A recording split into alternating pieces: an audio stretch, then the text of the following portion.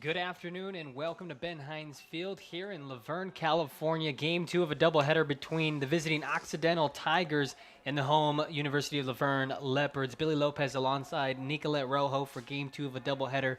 First pitch is just around the corner. Nicolette, what do both teams need to do in this one? Well, first, I am back, and let's start with Occidental as they are up to bat right now. One key is definitely shut down Laverne's heart of the lineup. This is a battle between two top offensive teams, and also ensuring to keep errors minimal. As coming into today's doubleheader, they are 8th in errors on the year for Occidental. So if they can clean up those errors, they will be good to go. As for the Leopards, continue to consistently hit and get on base as they currently lead SCIAC in batting average, RBIs, and on-base percentage. And pitching, on the pitching side, just maintain consistent pitching throughout the game and shut down Occidental's offense. Here's Gibbs in the box, number 2 hitter. Takes a strike, no balls in, 1 strike on Gibbs. Arco's got the first batter Andrade to bounce out to Galan at second. First pitch was at 2:32. Arco's getting his first start of the season. Oh, when curve misses, 1-1 the count. Only his 4th appearance all season long, 2 2/3 innings. Limited action this time, Nicolette, but was a workhorse last couple of seasons, eating up over 60 innings in sophomore and junior year. Yeah, definitely in his final year right here. It just shows the flexibility and trust in Coach Winterburn's pitching, and has the ability to have so many options. And for a team, if you have so many pitching options, it's always a good thing, and not just relying on 1 or 2 pitchers going 6+ innings or minimal innings relying on your bullpen. Gibbs hammers a hanger into left center field, and Verone in left field makes the grab to make the catch. Verone with the big pinch hit 2-run homer in game 1 and gets to start here in game 2. Good little reward right there for being clutch, especially coming off the bench to get that momentum as Laverne is battling a little bit of a minor injury bug, but it's always good for a hitter too, especially in confidence level. Rancho takes outside, 1-0 the count. Verone, Vogel, and Chiota from left to right in the outfield. Granado, Benson, Galan, and Bike left to right in the infield. A 1-0. Misses, 2 balls and no strikes to Brancho. Santa Cruz catching. And here's Brancho, one of the top hitters for Occidental.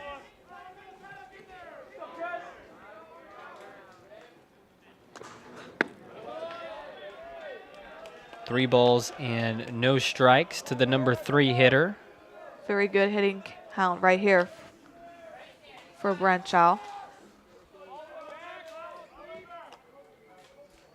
To lefty, Arcos into his wind. In the dirt, a 4-pitch walk. So gets the first 2 batters, Nicolette, but then walks Brancho on 4 pitches, and that'll bring up Fredrickson.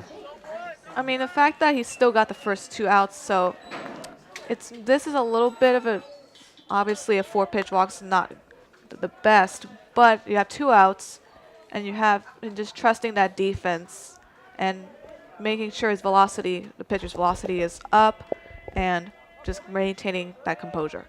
Lefty on lefty matchup as the lefty Fredrickson checks in.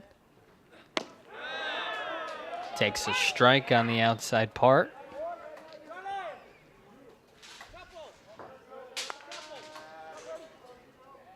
Infield shading Fredrickson to pull just a little bit. The shortstop Benson near the bag at second. Curve misses outside, 1-1 the count.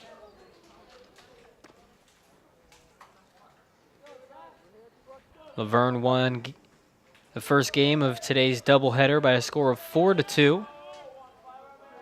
Runs coming late, scoring 3 in the 7th and 1 in the 8th.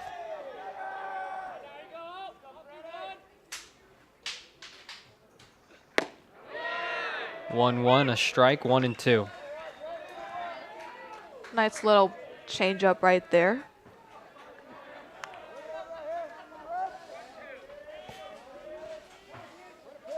Arco's a strike away from working a scoreless first. The 1-2 is going to be fouled back off the netting here at Ben Hines Field. Dimensions here at Ben Hines, 331 down the left field line, 410 to dead center, and 327 down the right field line.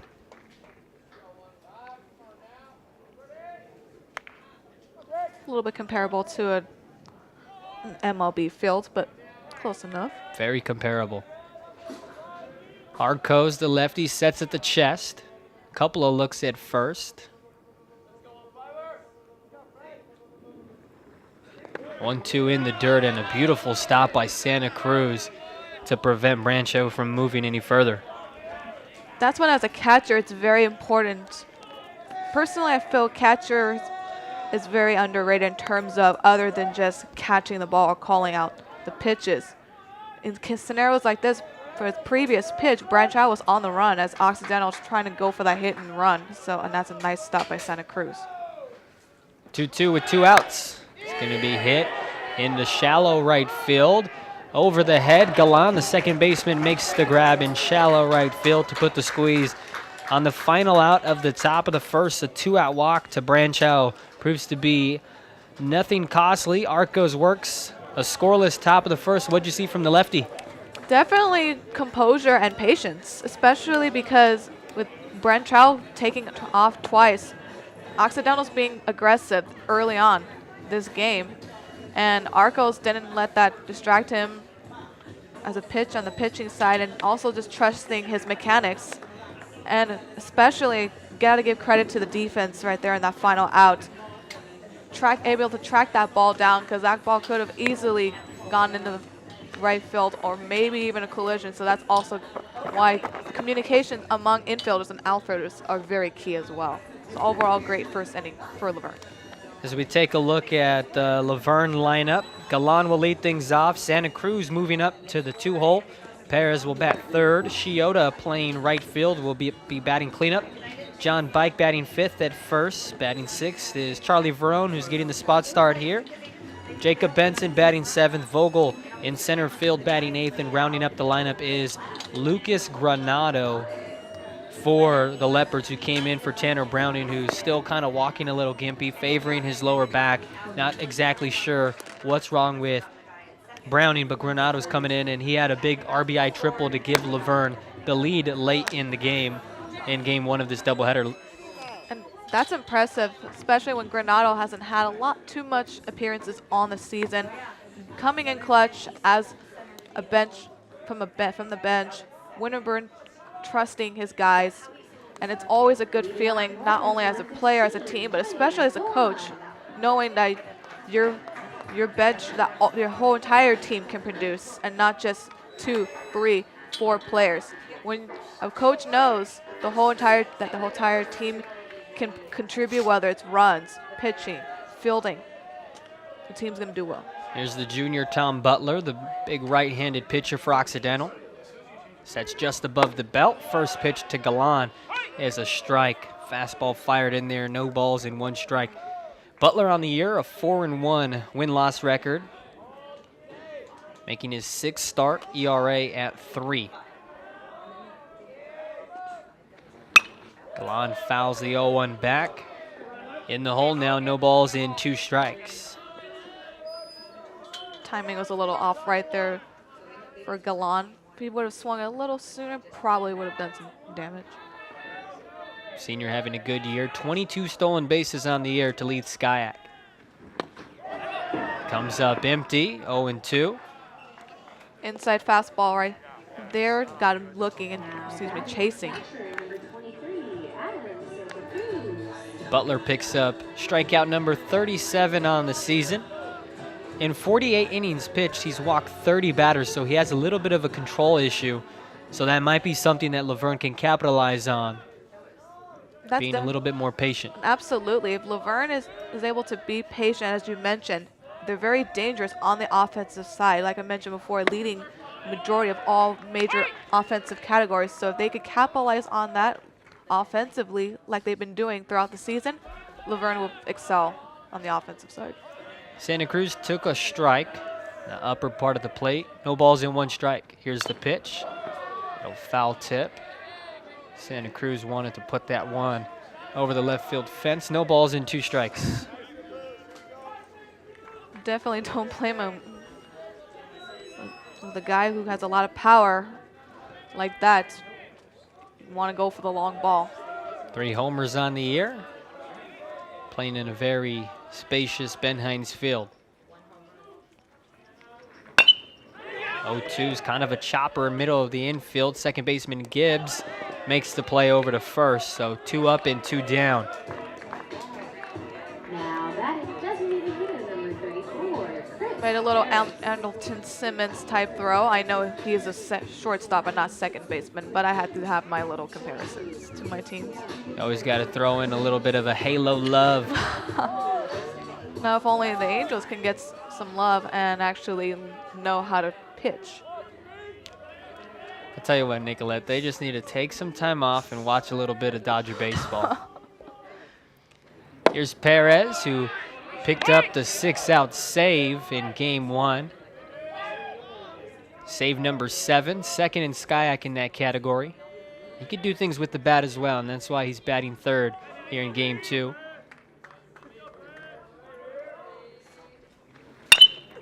Swings at the second one, right to third base. Andrade across the diamond in time to get Perez. A 1-2-3 inning for Tom Butler to retire Laverne in order here in the home half of the first. We'll go to the second inning.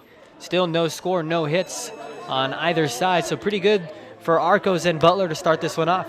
Yeah, definitely. It's giving credit to both defenses and also, especially a 1-2-3 inning for Butler. As you can see, having control of his pitches and he's being patient and also trusting his defense as well. So far so good for both teams, which are not only offensive powerhouses but also good pitching teams as well. So I expect this to be another close game as well for both sides. Top 2 teams here, both of them tied for second in SCIAC standings at 11-6 record in SCIAC. Laverne 24-9 overall, Occidental 23-10 overall, so pretty much identical. Top 2 offenses in SCIAC. You mentioned their ERA staff.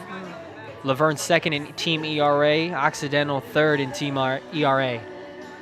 And that's just complete. That's when, as a coach and as a team, the top teams always have the most complete ones as well. They're great on the offensive side, whether it's power or contact hitting. They're great on the pitching side because pitching pretty much does win games. And defensively, they don't commit that much errors. Ingram, Zorn, and Netzo will do battle against Chris Arcos. Top of the second. Look like a little foul tip at the plate. There's a strike on Ingram, the shortstop for Occidental. Barely got a piece of that ball right there. No score here in the top of the second. A wave and a miss. Ingram comes up empty. And in the hole now, no balls and 2 strikes. It's a pitcher right here. You can 0-2 count. You're in the favor right here. You can go either way. You could go with a high fastball. You can go inside. You can try to get the chase down low. 0-2 outside, 1-2. Might be setting up that one down low, Nicolette. You're watching SCIAC Baseball on LVTV3, Laverne Community Television. Top of the second, no score. 2 balls and 2 strikes to the leadoff hitter, Ingram, here in the second. Trying to get Ingram to chase that outside pitch.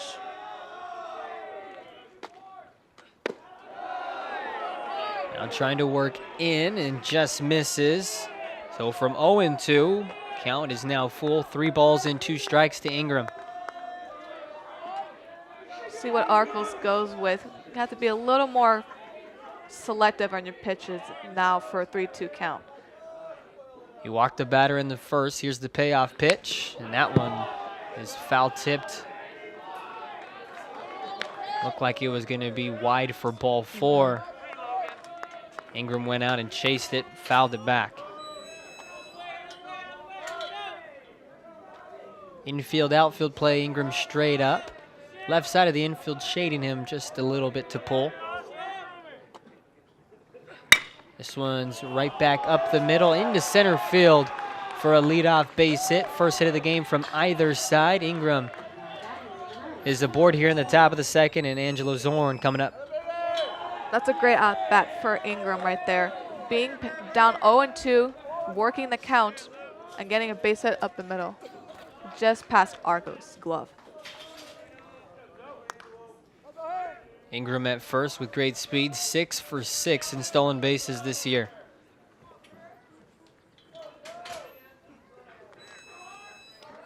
Middle of the infield looking to turn 2 for Laverne. Arco's working out of the stretch now. Fires in a strike to Zorn, no balls and 1 strike.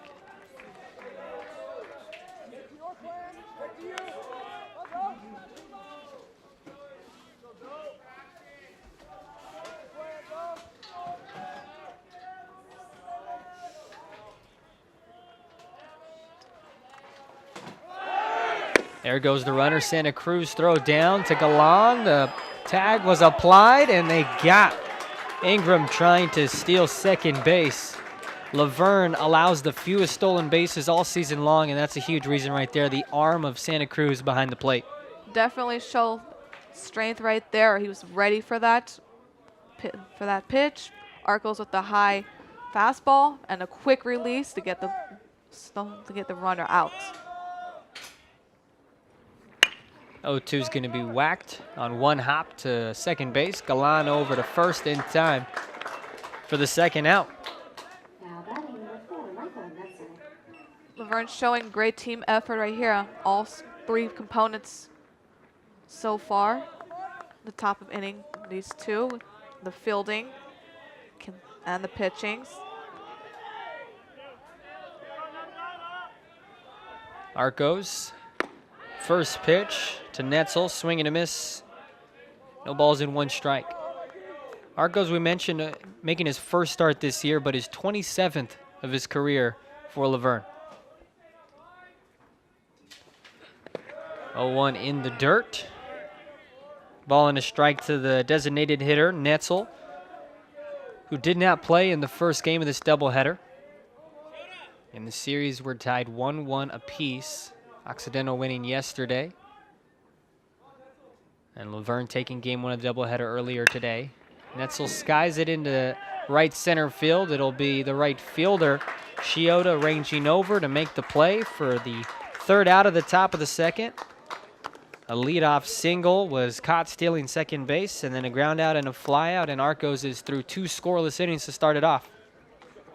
Arcos has did a better job right here.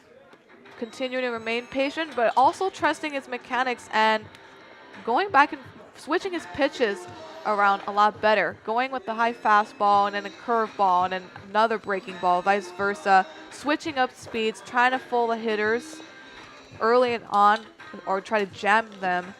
And then again with Santa Cruz's arm, that definitely plays a benefit defensively for Laverne.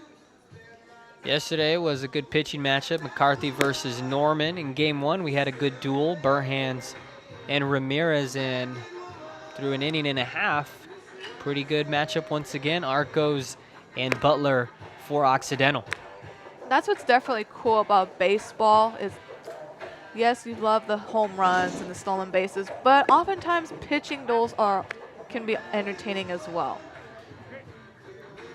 There's nothing better than, well, if you're a big baseball fan, if there's not a lot of runs being produced, it's a tight pitching duel and good defensive plays, whether it's a diving catch, someone catching another player stealing base, etc., etc. 4, 5, and 6 due up for the Leopards here in the home half of the second. No score. Brandon Chioda will lead off here against Butler for Occidental. The righty toes the first base side of the rubber. First pitch is going to be swung on, put in play on a couple of hops to the shortstop Ingram over to first to retire Chioda. 1 pitch and 1 out.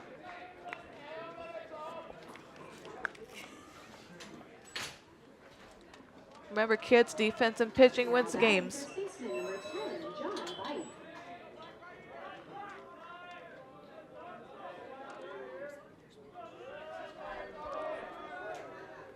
Here's the lefty, John Bike. Face the right-handed throwing Butler, who misses inside. Right around the back foot of Bike. 1 ball and no strikes. Bike, the freshman first baseman. The high school at Bonita High School down the street from the campus of Laverne. Bike takes a strike on the outside part, a ball and a strike.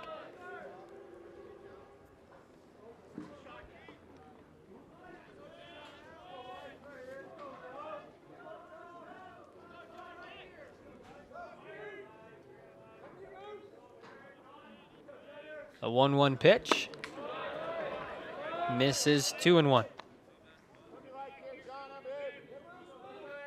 Looked like he tried to get that pitch on the inside corner, but extended his foot too hard, too outside, and end up being lower. Now finds the inside corner. 2 balls and 2 strikes to Bike. 1 out, base is empty. Bottom 2, no score. Occidental and Laverne. A rubber match of this series.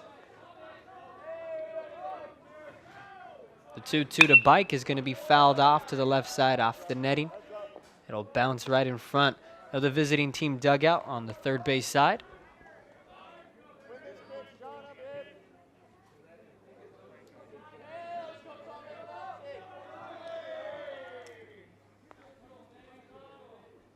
Bike making him work a little bit.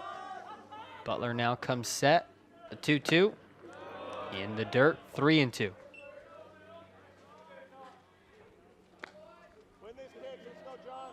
Good little duel right here. Butler for Oxy has set down the first 4 batters of Laverne to begin the game. The payoff pitch to Bike is going to be driven to the left side, and that will go foul.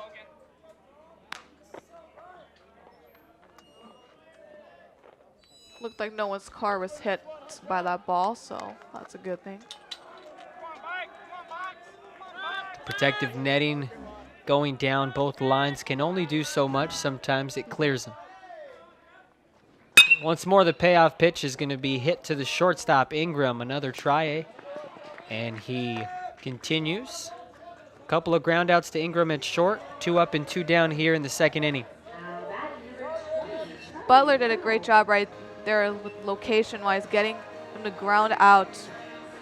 And at 3-2, sometimes strikeout is pretty and nice, but especially in a game like this, when you're going up against the top team, offensive team in Skyak, you take any out you can get. There's Charlie Verone, the junior. Had the big pinch hit home run to tie up the game in the 7th inning. Coach Winterburn giving him the start here and left.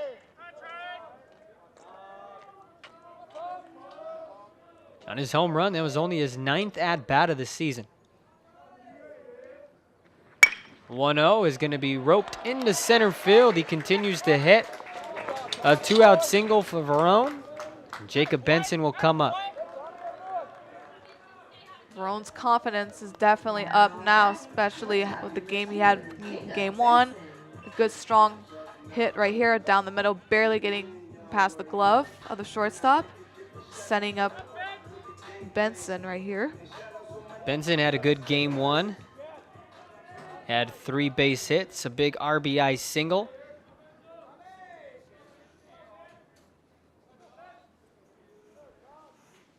To give Laverne some insurance in the 8th. Swings at the first one here, a little ground ball to the second baseman Gibbs. Over to first to retire Benson and the Leopards. A 2-out single from Verone. And he's stranded through 2 complete innings here at Ben Hines Field. No runs, 1 hit apiece for both teams. Both pitchers locked in. Just good. Once again, Butler, ground out pitch, typically ground out pitcher, showing game 2 right here, jamming Laverne's hot hitters, which as a pitcher, you're definitely going to get that confidence up. And you can even have a little more flexibility with your pitching as well. You know your pitches are working in certain spots, certain locations, etc. Why fix something if it's not broken? So we take a Yet. look at the Tigers lineup, Nicolette. Who stands out for you in that lineup? I'm gonna say there's several, but Branchow is one, especially with how hot he's been lately. Fredrickson as well. 3 and 4, 3 right and in the 4. heart of the order The for heart. them. Typically, it's usually the cleanup spots or the heart, like we mentioned, the heart of the lineup. And that's a theme I see for both teams right here. It's the cleanup spot, heart of the lineup. Those are always your most important ones, but it's also important to make sure your bottom order comes in as well and does the job for them. And that's something we saw in the first game of our doubleheader. All runs coming from number 4 hitters and below. Top 3 hitters not scoring any runs from either side. First pitch miss to McNeil. Right-handed batter. Takes one outside and low. 2 balls and no strikes.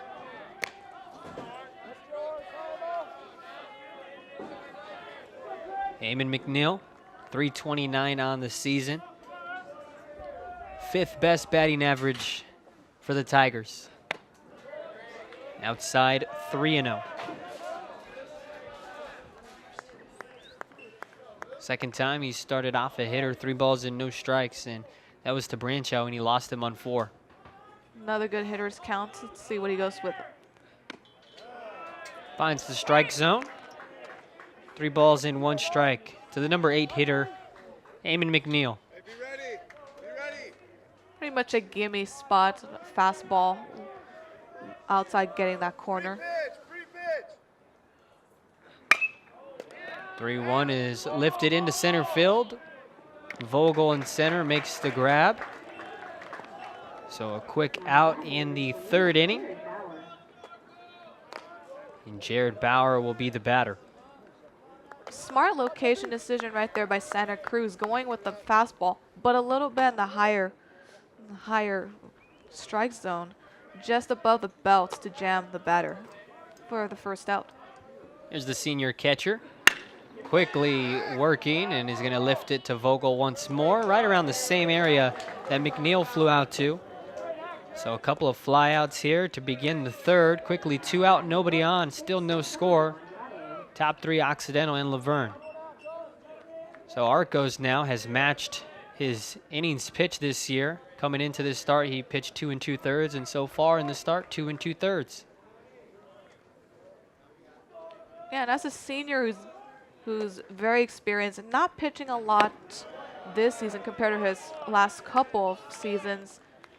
It's good to see that from someone who's normally used to getting more starts and innings worked in and still keeping that consistency this year. Top of the order. Andrade ahead of the count. Here's the 1-0. Ball and a strike. Count evens up. Andrade hit his first homer of the year yesterday against Norman.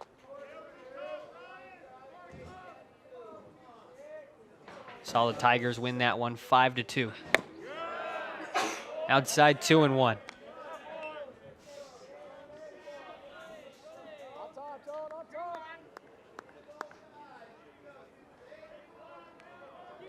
See what Arcos goes with right here, being down 2-1.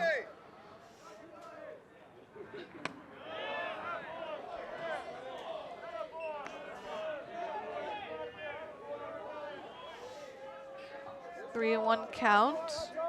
Same pitch as the last one. There's the previous one, barely missing that spot.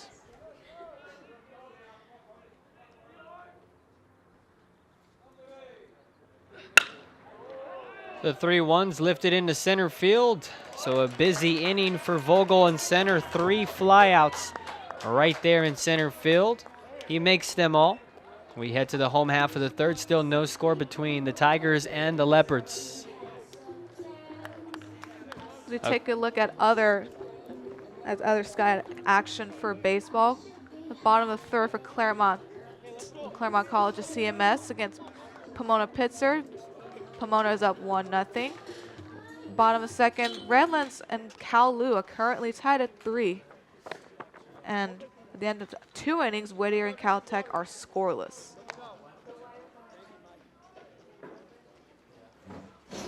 So 4-team race at the moment. Chapman, Kowloon, and these two right here that we're getting the privilege to call today, Occidental and Laverne. And then if you look just a little bit far out, CMS at 8-8 in SCIAC is still having a chance to make a postseason bid as well. It's still anyone's game with still a few games just left in with about less than a few weeks till postseason tournament play. So it's still anyone's ball game for these 4 teams. And a nice crowd here at Ben Hines Field. A lot of Tiger fans making the trip down here. Getting a little break from the downtown LA hectic chaos. And then, as always, the Laverne faithful in attendance today.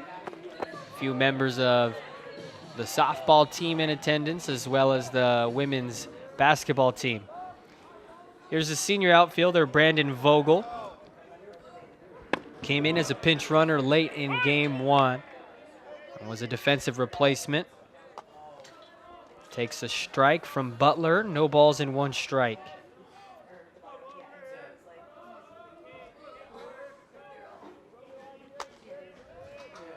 Bottom 3, no score. The 0-1, Vogel squares the bunt. It's a good one. Butler off the mound, fielding his position well. 1-3 to retire Vogel for out number 1. It's not usually common where you see contact hitters go for a bunt this early in the game with a different scenario, but that pitch was a little bit inside, which makes a good contact opportunity for a bunt potential infield hit. That was just good defense on Occidental's side and good awareness as well. And here's the number 9 hitter, Granado, playing third base. This one's going to be poked down the right field line. It'll roll all the way to the corner. He's going to easily take 2, and he will hold up there with a 1-out double. So had a triple in the first game to drive in a run, and now he has a 1-out double in the bottom of the third. Definitely showing that confidence and patience, being strong on the ground, stepping into that pitch, making good contact with the bat, and keeping his body level and utilizing that speed he has to get the easy 1-out double standing. The first baseman, Fredrickson, was playing off the line at first base, which is what you would expect with a right-handed batter. Now plays a little bit closer to the line despite the righty Galan batting. It's a good heater that just misses. 1-0 to Galan. Galan struck out swinging in his first at-bat here in game 2 of the doubleheader. Laverne looking to scratch across the first run of this game. No score here in the bottom half of the third.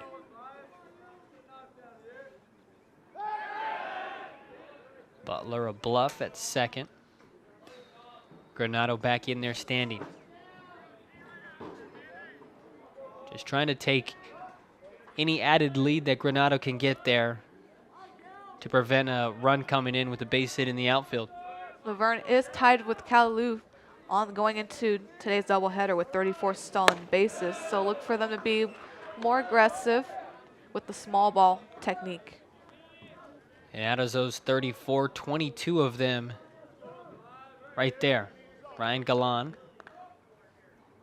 leading SCIAC in that category. Behind him is Gibbs for Occidental with 17. Ahead of the count, 2 balls and no strikes. Go ahead run at second base. Here's the pitch. Inside, 3-0.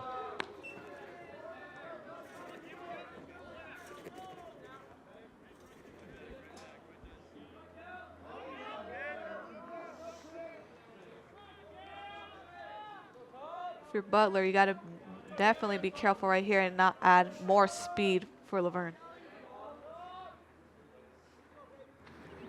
Inside ball 4, nearly got Galan. A 4-pitch walk to the number 1 hitter. And that's going to bring up Santa Cruz. 2 on, 1 out for the number 2 hitter, Adam Santa Cruz. If you're Laverne, this is the scenario that you are looking for. 2 on, 1 out, and your best contact hitter up to bat. A reigning SCIAC hitter of the week is hitless in his last 2 ball games against Occidental pitching.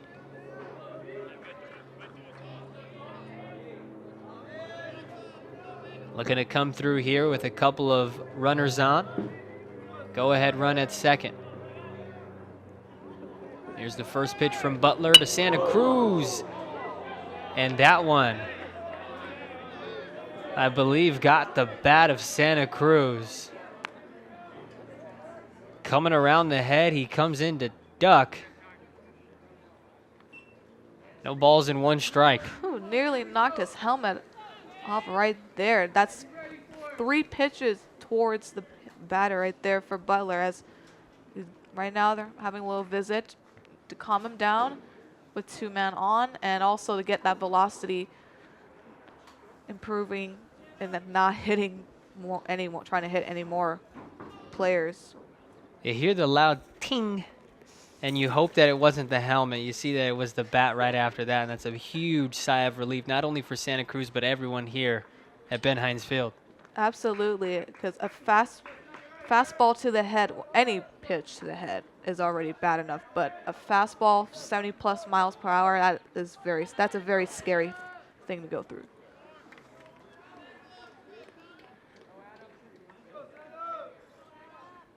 After a foul ball to the first pitch, no balls in 1 strike to Santa Cruz. And good composure too. Granado at second.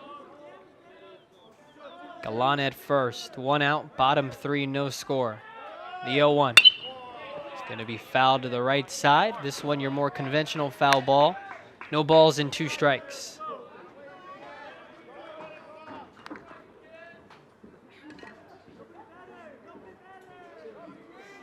Inning began with Vogel grounding out to the pitcher. Granado would double down the right field line. Galan would walk on 4 pitches, and now here's Santa Cruz, no balls, 2 strikes with 1 away. Right-handed pitcher Butler in a little bit of a jam for the first time today.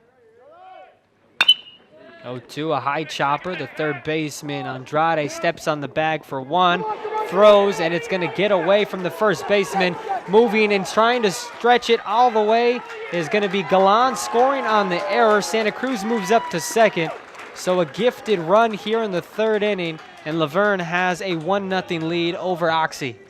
The throw wasn't too bad, but Fredrickson just couldn't scoop that ball up, and it went way far out from him, allowing, and with good speed on Laverne, definitely could take advantage of that, scoring the first run of the game.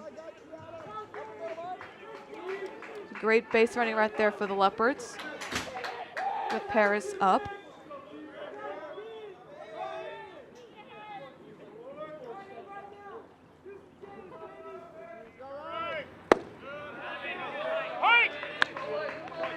Strike on Perez. Perez a chance to drive in another one. Santa Cruz standing at second. 1-0 Leopards over the Tigers here in the home half of the 3rd.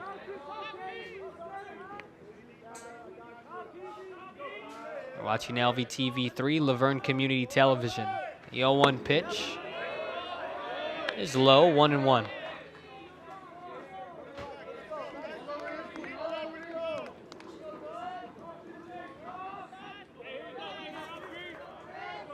But a little more out than usual, with as Paris does tend to hit the long ball slash right down. He can usually hit those gaps right there, hence the spacing for the Tigers. Ahead of the count now, 2 balls in, 1 strike.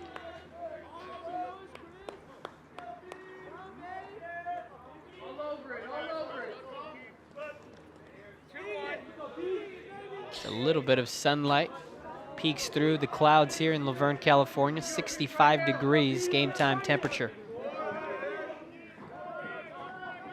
2-1 pitch is going to be hit to the shortstop. Over to first to retire Perez. And the Leopards here in the third, but they come in to score. Galan scores the first run on the throwing error by the third baseman Andrade. After 3 full innings, Laverne 1, Occidental nothing.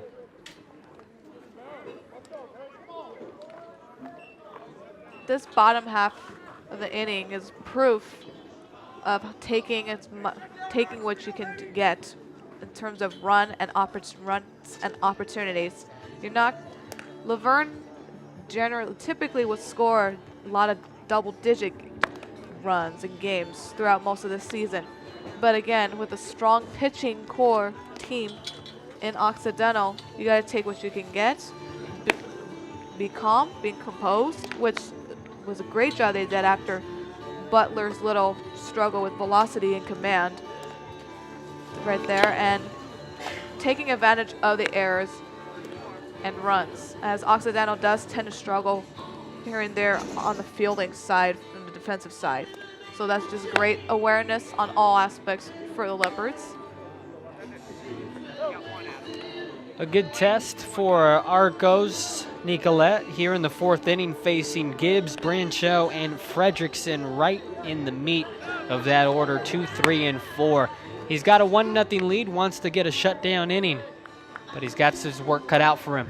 If he gets these guys out, whether it's a 1, 2, 3 inning or just if he gets out of this inning pretty clean, that's definitely going to build his confidence up, stopping the heart of the lineup for Occidental.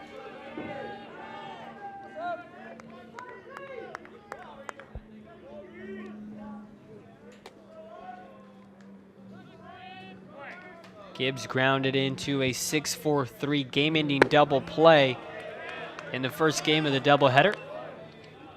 Takes outside 1-0 to Gibbs. Came into today batting .420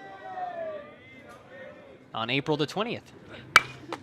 Skies this one to the left side. Verone in left field, shading over towards the gap, makes the grab for out number 1. Now batting number 45, Jeff Brancho.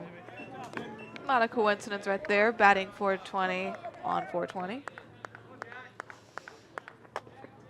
So a couple of pitches here in the 4th inning, and Gibbs is retired. Bases cleared for Brancho.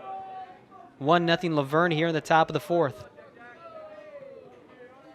Cho walked on 4 pitches in his first plate appearance. Takes a strike from Arcos.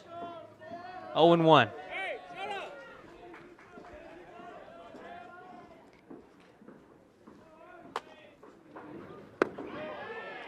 Change of speeds for a ball, 1-1 the count. No runs, 1 hit, 1 error for the Tigers. 1 run, 2 hits, no errors for Laverne here in the top of the 4th. 1 out, bases empty. The 1-1 from Arcos is going to be whacked into left field. The second hit of the day for the Tigers comes off the bat of Brancho. Now batting number 15, Jake Fredrickson. A ball, not a bad pitch right there by Arcos, a little bit inside, but Brancho with good contact, power, is able to get the heart of the bat for a hit.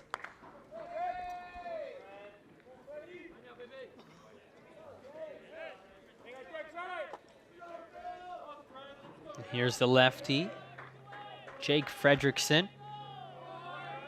In his sophomore year, had a pretty good freshman campaign, and building on top of that this year, 6 homers to lead the Tigers. Takes inside from Arcos, 1-0.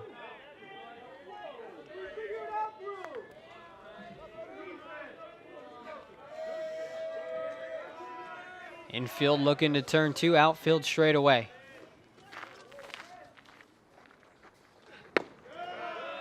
There's a strike. Count evens up at 1 apiece. Good job so far by Arcos, switching up his pitches and speeds right here.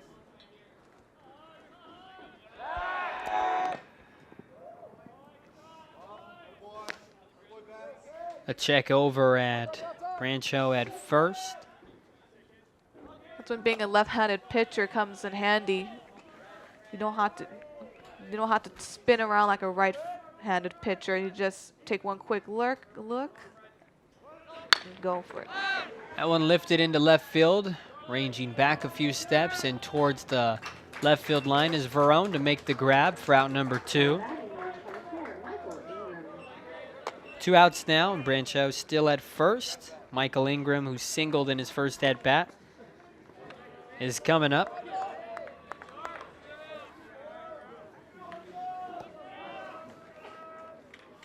Brancho at first base. 12 stolen bases in 13 attempts.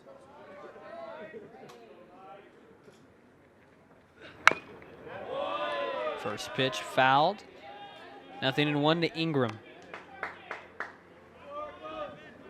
Ingram, the freshman's shortstop for the Tigers,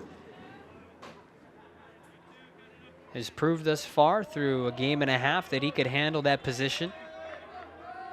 A couple of nice defensive plays.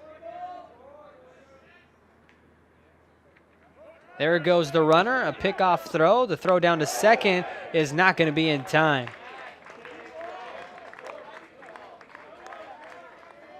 Throw was a little high right there, forcing Galan to reach out and extend his glove down. Brancho was already able to get that hand in before the tag. Stolen base number 13 for Brancho. Puts himself in scoring position, representing the tying run in the 4th inning with 2 outs. It's going to take a 2-out knock. Michael Ingram is the batter.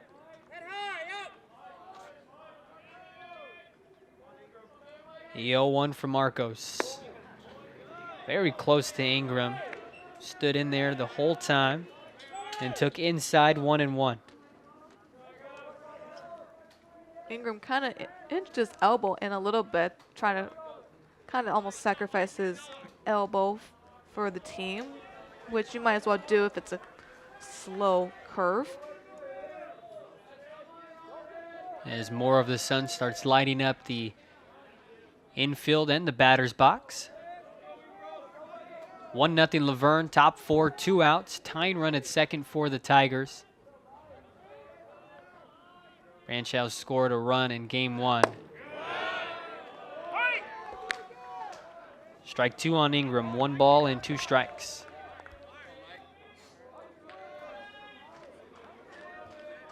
Ingram has driven in 19 this season, looking for number 20.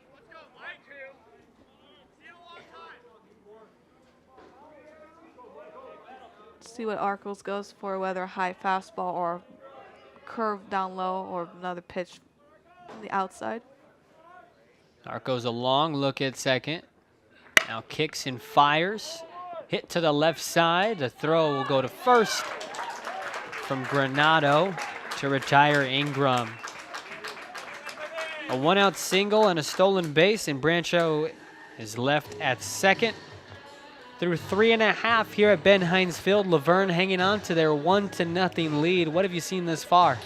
So far, on the pitching side for Laverne, Arcos, even though he's gone behind a little bit a couple of times so far in this game, he was able to maintain that composure and focus on his mechanics, jamming Occidental's batters.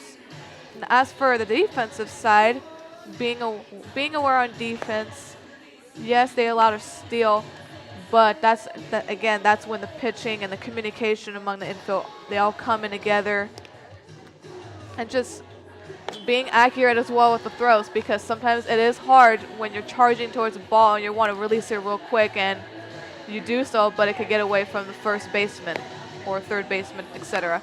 On the offensive side, again, taking advantage of an Occidental error right there, and as Laverne's on-base percentage they lead in on-base percentage, taking advantage of everything they can, and then also not going for the hero ball and not going for the long ball the whole entire time, but taking what they can get, being patient at the plate, tiring Butler a little bit, and just continuing to work the count. 4, 5, and 6 due up for the Leopards. In the bottom of the fourth, Shiota, Bike, and Verone. The Leopards have won 9 of their last 10 games, including a Game 1 victory here today over Occidental, 4-2.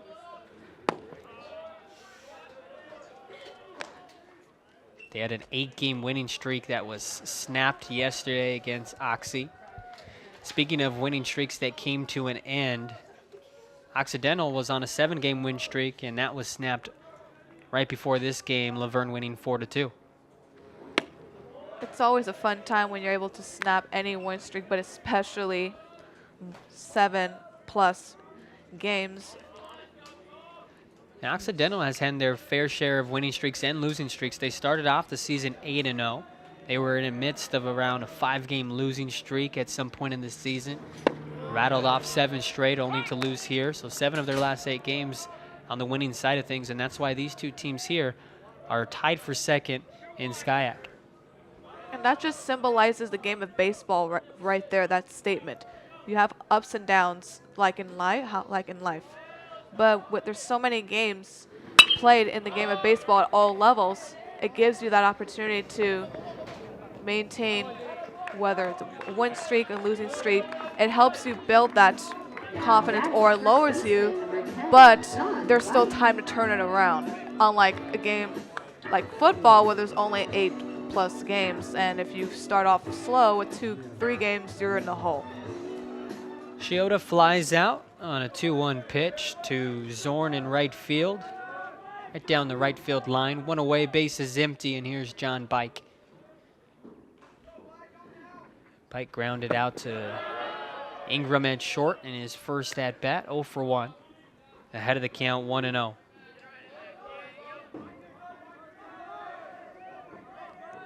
Laverne has now won 4 straight games against Occidental here at Ben Hines, looking for 5 in a row.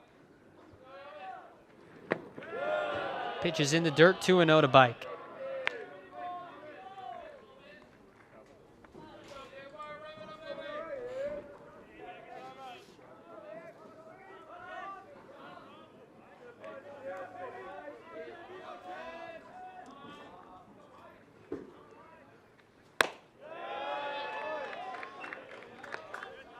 Three and 0 to the left-handed swinging first baseman.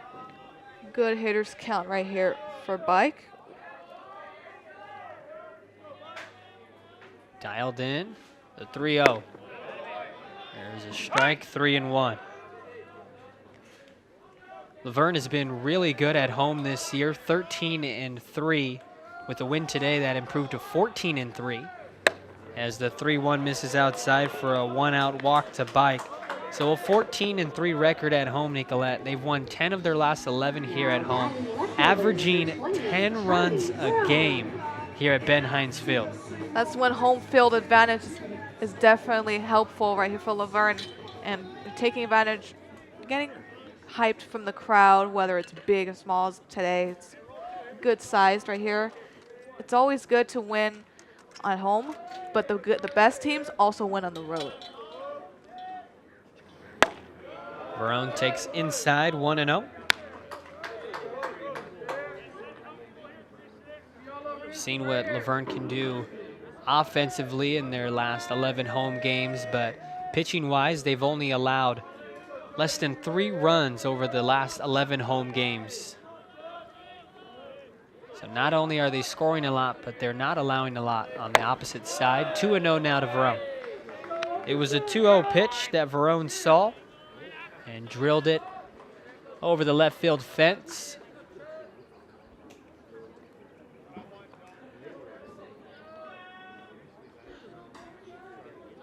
Little pitching visit right here. Trying to find the right pitch, also calming down Butler right there as he missed way off 2 pitches in this at bat. And also against Bike, who was able to take a ride down first base for a walk.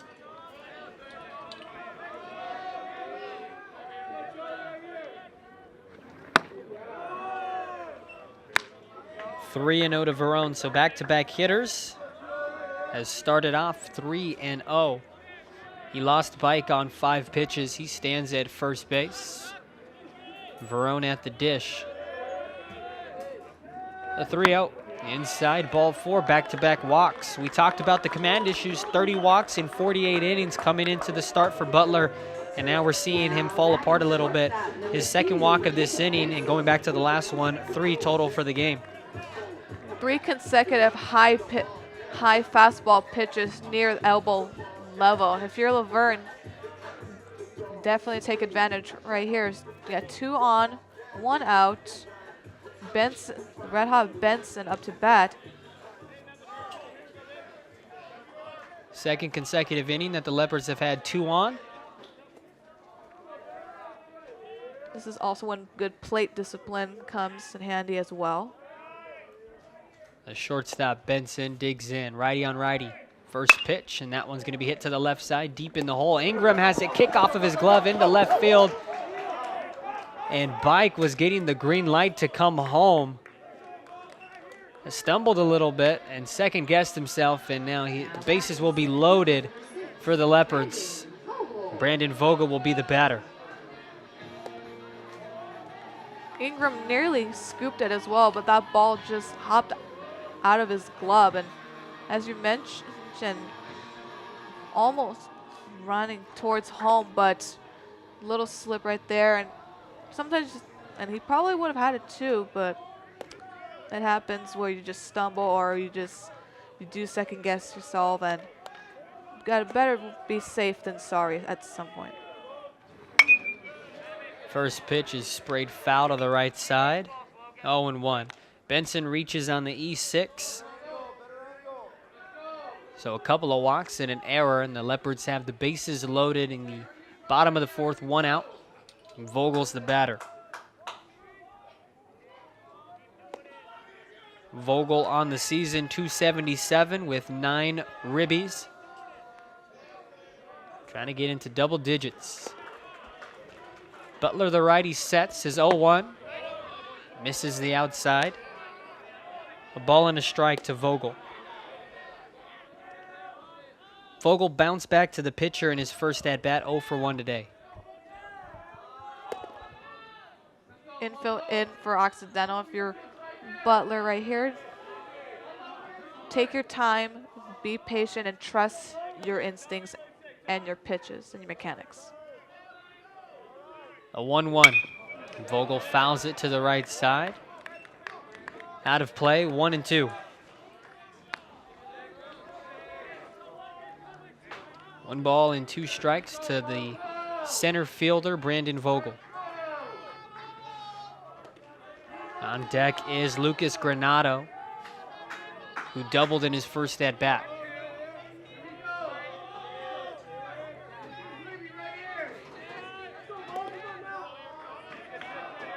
Big time moment here in the 4th. The 1-2. Outside, 2-2. 2 balls and 2 strikes. 1 out. Bases loaded. Bike at third, Verone at second, Benson at first.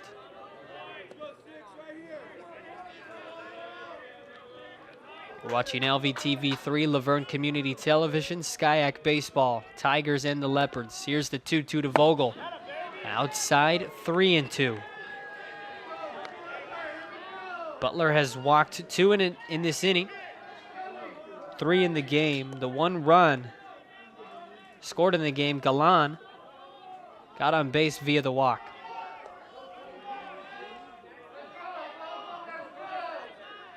So with 1 out and the bases loaded, Vogel calls time, calms himself a little bit and digs back in. It is a big pressure moment right here for Vogel. 3-2. Payoff pitch is outside, ball 4, and that'll bring in another run. Bike comes in to score to extend the Leopards' lead 2-0 over Occidental. Good eye, good discipline right there for Laverne. 3-2 count, bases loaded. You're always tempted, whether you're up by 1, or you're down by 120, etc. That scenario right there is always going to have pressure on the batter because you know you can, especially against a strong pitching team, this is very idealistic and you don't want to be considered the person who messed things up. And here's potentially one of the hottest hitters for the Leopards, Lucas Granado, digging in with the bases loaded. Swings at the first pitch and pops it up in foul territory. The first baseman, Fredrickson rather, in foul territory, makes the grab for out number 2. Now batting, second baseman number 15. Granado jammed himself right there, swinging at a pitch that was just inside the inside corner right there. Fouling out is always a very disappointing way to get out. Galan once again finds himself coming up with runners in scoring position. Bases loaded, 2 outs. Here's the pitch. Squared to bunt, pulled it back and took a ball 1-0. And when you have a bottom half of the order that is as productive as the Leopards, that's what you would expect with your leadoff hitter Galan coming up with runners on. Absolutely. Let's see if he can pull through with bases loaded and 2 outs. Butler gets the sign from Bauer. Here's the 1-0. And Galan rolls over it right to Ingram, the short way to second. And Occidental comes out with limiting the damage. 1 run comes in. It was John Bike on a bases loaded walk to Brandon Vogel. We head to the 5th inning already here at Ben Hines Field. Laverne out in front, 2-0. That inning right there, that's excellent pitching by Butler. Having command issues pretty much majority of the game, got himself in a jam, bases loaded with 1 out against 2 of the hottest hitters thus far, and able to pop out foul and a quick round out to second. Definitely improving not only his confidence as a pitcher and a player, but building that motivation in the dugout for Occidental. Let's see if they could continue that motivation on the offensive side, that momentum carry on. Billy Lopez alongside Nicolette Rojo here in the 5th inning at Ben Hines Field. We're watching Skyac Baseball on LVTV3, Laverne Community Television.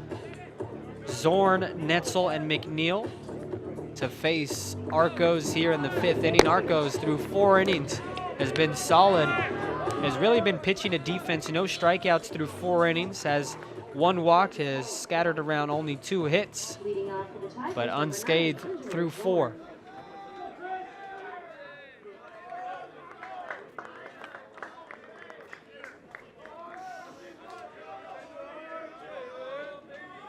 Angelo Zorn, the sophomore for the Tigers, led off the game in game 1. As Coach Wetmore changes the lineup up here in game 2 as Zorn batting in the 6th hole.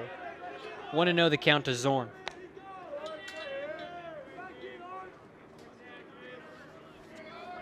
Coaches mix up their lineups a little bit during a series, just not only for pitching purposes, adjustments, slash right and lefty matchups, but also a little bit of a kind of, I would say experiment, but just trusting your guys kind of trying to throw off the pitcher a little bit as leadoff hitters on for Occidental. A leadoff base knock, Angelo Zorn. A little bit of a bloop single into center field. That brings up the tying run, Michael Netzel to the plate.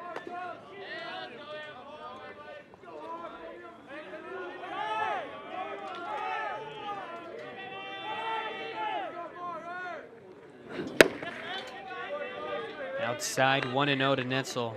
I'll tell you what, Nicolette, we have a pretty competent group of people in the trailer, because I see Shane headed towards the bathroom area, and there's not too many times that he's going to entrust in his students all alone in the trailer, but They're getting the job done today. Not only is this a big game for Laverne baseball, but it's also good for the students as well. As Shane churning at this moment. Oh boy. Sun is out, Shane is churning. Students are alone on the trailer. Swing and miss right there. Just a typical Laverne baseball game. There we go. Ball and 2 strikes to Netzel. 2-0 Laverne here in the top of the 5th.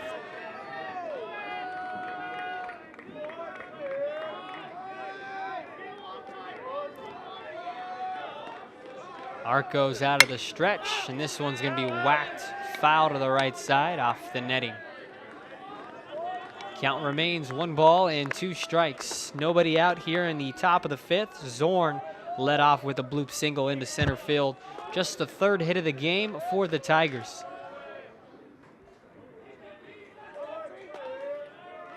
Occidental leading Laverne in the hit category 3-2, but that's not what matters. The score is 2-0 Laverne.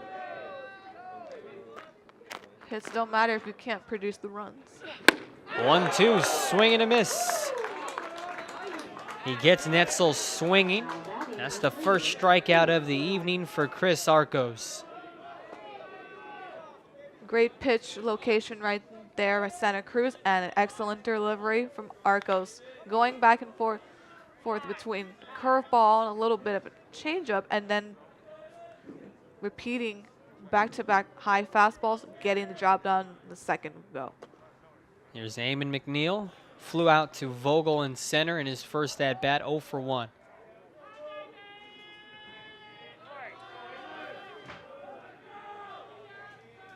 McNeil with 2 homers on the year. Representing the tying run, taking a strike, 0-1.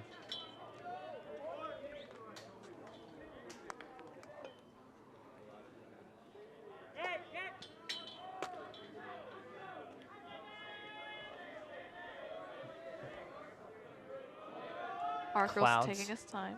Clouds dispersing here at Laverne, setting up a beautiful image here. That one came out a little too early. Way outside for a ball, 1-1. That was just a delivery issue right there. Nearly had it, but sometimes as a pitcher, it happens where your pitches are just way off and your delivery is just comes way too soon. The foul back, 1-2 to McNeil.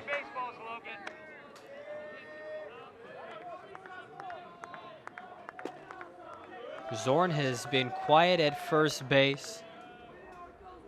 2 stolen bases on the year, has been caught more than he's been successful. 2 for 5. A modest lead at first. Arcos gets the sign from Santa Cruz, sets at the chest. Out of the stretch, the 1-2. A little ground ball to Galan at second. The throw to first to barely get McNeil for out number 2. It's a good pitch right there by Arcos to jam the batter inside. And also great defense, chasing the ball and charging, making sure he's having control of it inside his glove, taking it out of his glove cleanly and tossing it a quick throw to first to get that second out.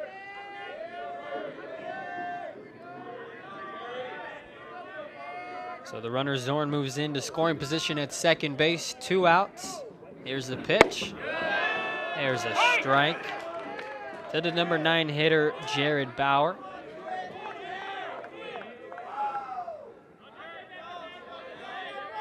Bauer picked up 3 hits in the 9-hole in game 1. A little pickoff attempt at second. Zorn's back in there with the head first dive.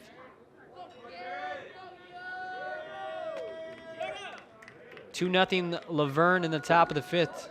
Runs coming in the 3rd and the 4th at 1 apiece. Occidental still looking for their first 1-1. Just a little bit off the plate.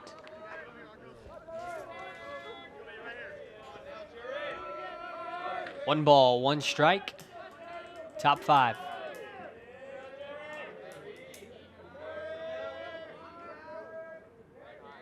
A long look at second. Now the pitch. There's a strike, 1 and 2. Gonna say that Bauer offered at it. Tried to hold back and check the swing. Once you get that body moving, it's hard to stop it. Absolutely, especially in baseball and softball, you utilize your whole entire body, not just your legs and your arms, but that lower body to go through with that swing. And sometimes when you go in the motion, it's very hard to abruptly just stop.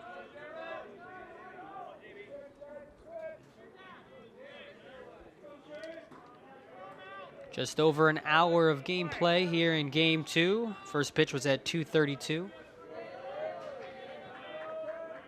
Here's the 1-2 with 2 away.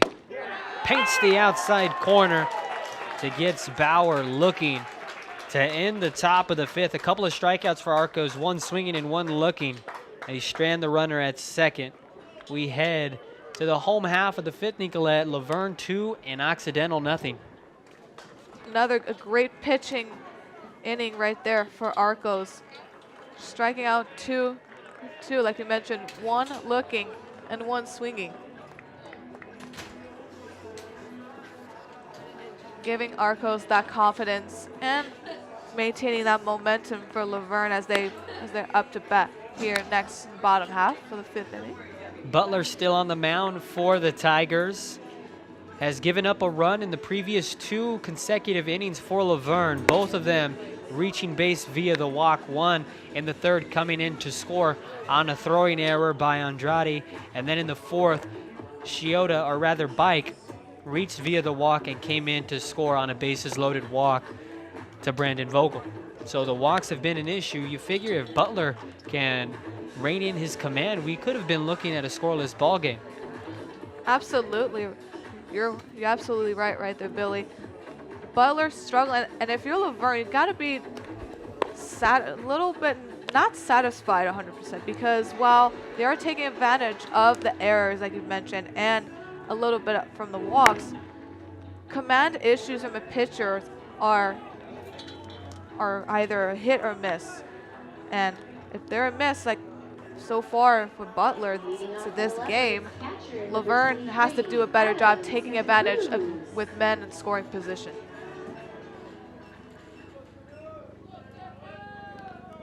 Leopard's catcher will lead things off here. Midway through game 2 of the doubleheader. Bottom 5 at Ben Hines Field.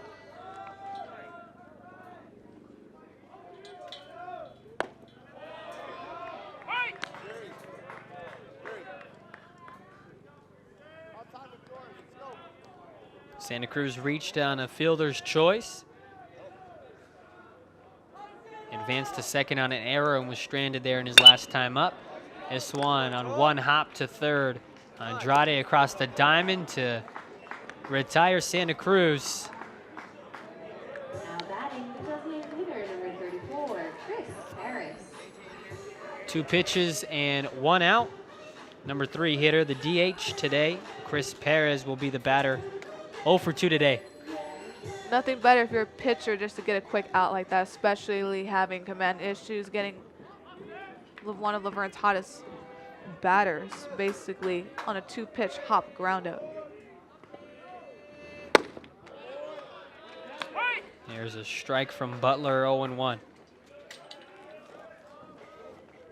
On deck, the cleanup hitter, Brandon Shiota.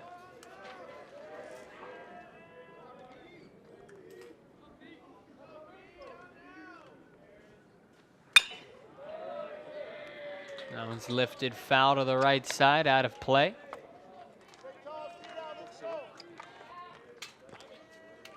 That one coming near one of our broadcast partners, Chris Livingston, and also a fellow campus time writer as well. Correct, Nicolette? Absolutely. Very well-rounded fellow journalist right here for Laverne. And after an inning play, Shane is finally back. Almost back. Almost back better than ever. So no more playing around in the trailer. He's on his way back. Here's the 1-2 to Perez. This one on one hop. Once again, Andrade at third across the diamond, throws low. But Fredrickson able to handle it at first. So 2 up and 2 down here in the home half of the 5th. At this rate, the inning will be over before Shane gets back into the trailer. It's a slow walk back. Very relieved. Shiota the batter. 0 for 2 here in game 2. Infield, outfield straight away. Butler's first pitch. Misses 1-0. It's his first ball thrown here in the 5th, after walking 3 batters in the previous inning. A 1-0. Splits the plate, and the count evens up at 1.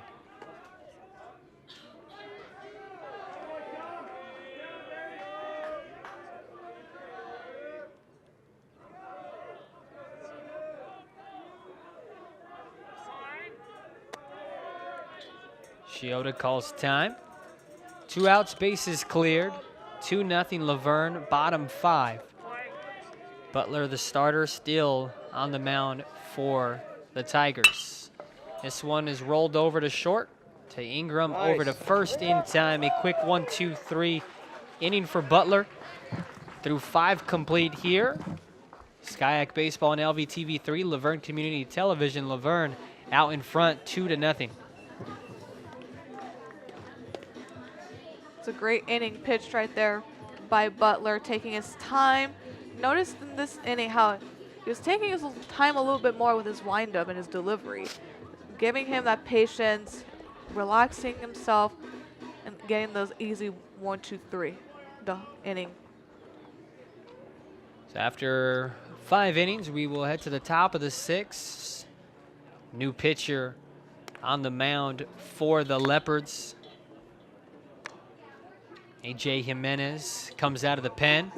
Chris Arcos, what did you see from him? Pretty solid start after only pitching 2 2/3 innings all season long, Nicolette. It's a tough job to say, hey, go out and pitch this game for us. Try to win the rubber match of this series against a very tough Occidental team, and he went 5 innings of shutout ball. That's just being the coachable, and that's something that you really cannot teach from any player. Like, you can teach a player how to pitch, you can help him rehab if he's injured, work on his curveball, fastball, or work on batting stance, etc. One thing in any sport you cannot teach is being coachable, and that's what Arcos has demonstrated this afternoon. Not only when he's had his moments where he was behind the count a few times throughout the game, but he remained patient, and that's when being a veteran helps too. He remained calm, trusted his defense, trusted the communication between him and Santa Cruz, and taking advantage of opportunity and shutting out a really red-hot Occidental offense. So that's just a great overall pitching by Arcos. Final line on Chris Arcos. Went 5 innings, allowed only 3 hits, no runs, walked 1, struck out 2. Very efficient through 5 innings, through 65 pitches, 41 of them 4 strikes. Gives way to the bullpen. AJ Jimenez, one of the best arms out of the pen for the Leopards. A 1-2 win-loss record, but an ERA at 1.96. And you gotta love that ERA when you're calling on arms out of the pen. Absolutely. Wins and losses number-wise don't mean a thing. They can be misleading. You have a very low ERA. ERA from any pitcher, but especially your relievers, it's always a good sign. Just ask the A's with Blake Trinian. So Jimenez's first pitch is outside to Andrade. 1-0 the count here in the 6th inning. 2-0 Laverne. Arcos is in line for the win, leaves with a 2-0 lead.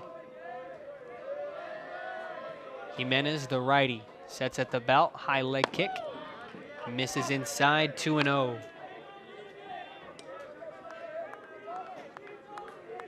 Andrade 0 for 2 in game 2, grounded out to second and flew out to center. Ahead of the count here, 2 balls and no strikes.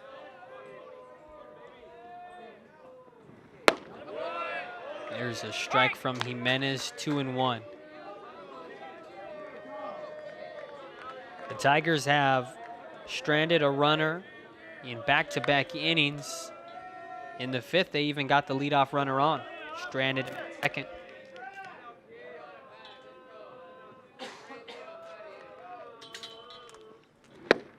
Swing and a miss, 2-2. What's interesting about Jimenez's delivery is that high kick and a little bit of a sidearm throw right there. That gives a pitcher an ability to not only to have the ball trail a little bit more in the inside / middle of the plate, but it gives the ball a little more spin and that last second drop as it gets the call right there. Andrade window shops for out number 1 in the top of the 6th. Caught looking, and Reed Gibbs will be the batter, 0 for 2 with a couple of flyouts to Verone in left.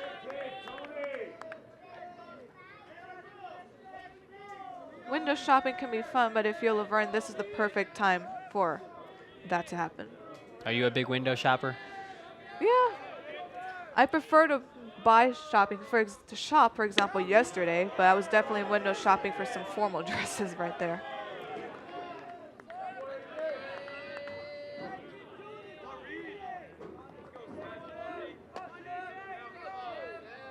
Sometimes you just wish you had some money. 1-0 to Gibbs. I feel that especially when you're in Nordstrom. 2-0 to Gibbs, and when you're a college student. True. You like window shopping? Not particularly. Not particularly.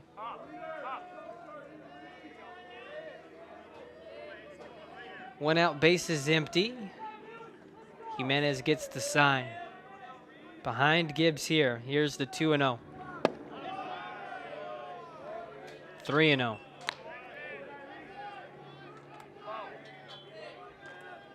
Gibbs can get on. It'll bring up Brancho and Fredrickson in that order.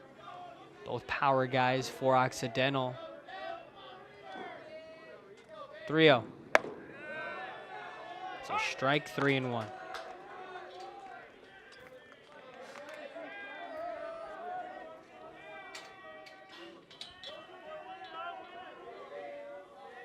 Top 6, Occidental still scuffling, no runs on 3 hits. The 3-1's going to be fouled out of play, 3-2.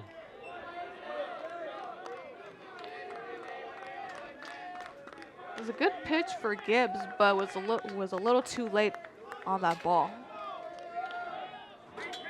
3 balls and 2 strikes to Gibbs.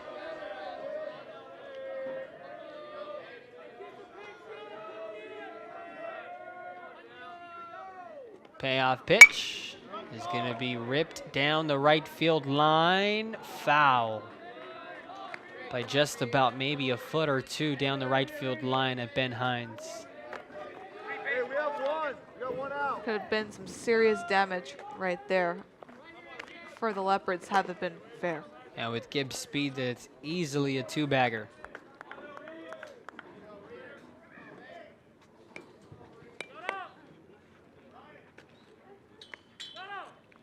Hey guys, you might want to rub this up for me,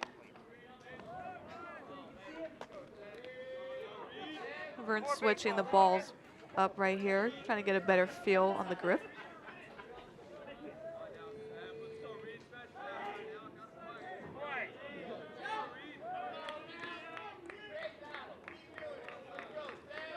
Count still full. 1 out, base is empty. Top 6, 2-0 Laverne. Here's the pitch. And that one's going to be lined into right field for a 1-out single. Reed Gibbs gets the rally started for the Tigers here in the 6th. Great discipline and great at-bat for Gibbs right there. As Laverne actually shifted their outfield a little bit to the right, knowing Gibbs typically hits that side, but was able to seal that small window right there to get on board with 1 out.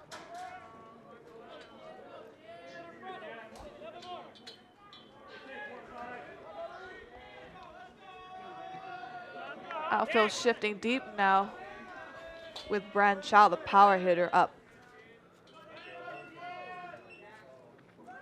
There goes the runner, and there goes the ball. Foul to the right side, out of play.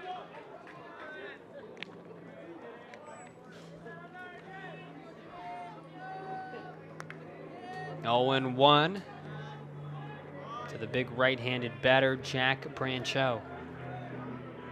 Stands 6'4" from Scottsdale, Arizona. Rocks the bat over his right shoulder. The 0-1. That one's ripped into left field. Back-to-back singles for the Tigers with 1 out. And they got the tying runs on base. Go-ahead run at the dish in Fredrickson. Great contact right there by Brand Chow, just out of the reach of Granado.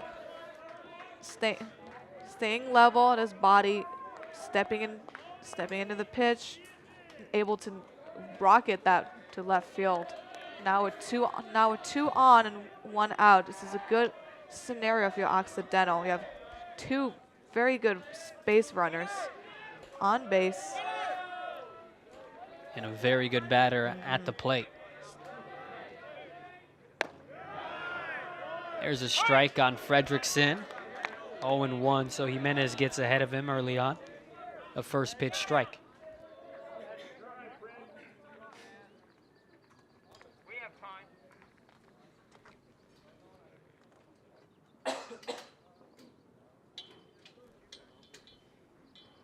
A little timeout right here. Fredrickson getting a little bit of a chat with Luke Wetmore, head coach for the Tigers. The home plate umpire is going to go over there and try to break up the conversation and get the game rolling.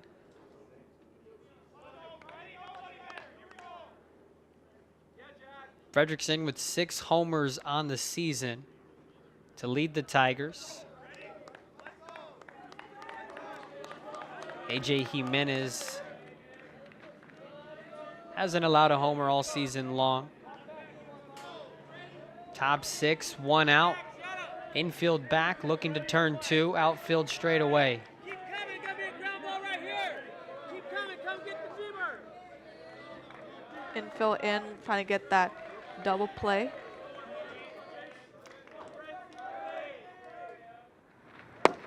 Oh, 1 misses inside to the lefty. 1-1 to count.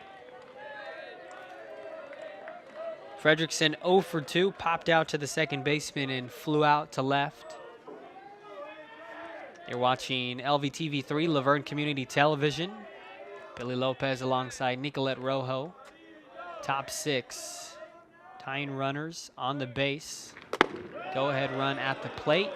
A 1-1 misses upstairs, 2-1. Back-to-back singles have gotten the Tigers, Gibbs and Brancho on base.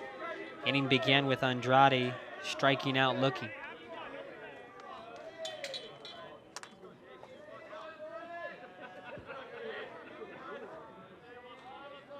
A 2-1. 3 balls and 1 strike. Jimenez looking a little frustrated, a little fluttered right now. If you're an Occidental, very good hitters count. Laverne needs to be very careful and aware as of now. Pickoff attempt, and the ball gets thrown into center field. Runners aren't able to move up. Very lucky Vogel was playing shallow right there. Had he been deep, would have advanced the runners right there. 3-1 the count. Jimenez, great command, only 2 walks through 18+ innings on the year. Gets the sign from Santa Cruz, sets at the belt. A look back at second. Kicks his leg and fires, and this one's going to be hit deep into center field. Vogel ranging back, making the over-the-shoulder catch in center field. A runner tags up from second to third, and the Tigers have runners at the corners, 2 away for Michael Ingram. That was a dangerous pitch right there, but great tracking by Vogel to get the second out and only advance the runner to third. No more further damage right here. So here's the shortstop, Ingram.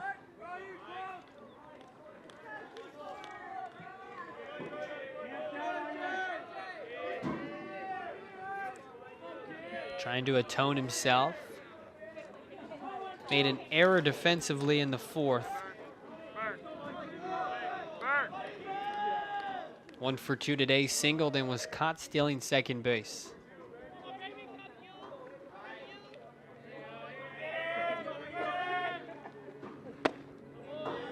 Inside 1-0.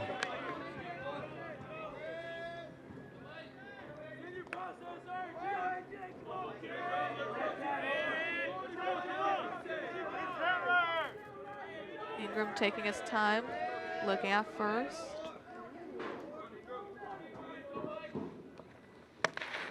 Outside and a nice stop by Santa Cruz. Trying to calm down Jimenez. Tells him to relax a little bit. Falling behind Ingram here, 2-0. Jimenez is an out away from getting out of trouble here in the 6th inning. Runners at the corners. 2 away, 2-0 Laverne, top 6. Ingram the batter, 1 for 2. Grounded out to third in his last at bat.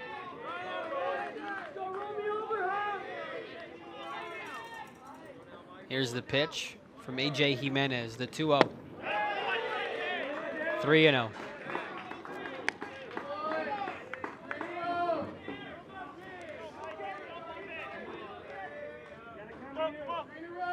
Now, if you're Jimenez, this is not the best situation. However, you do have 2 outs, and if you do end up walking this Ingram,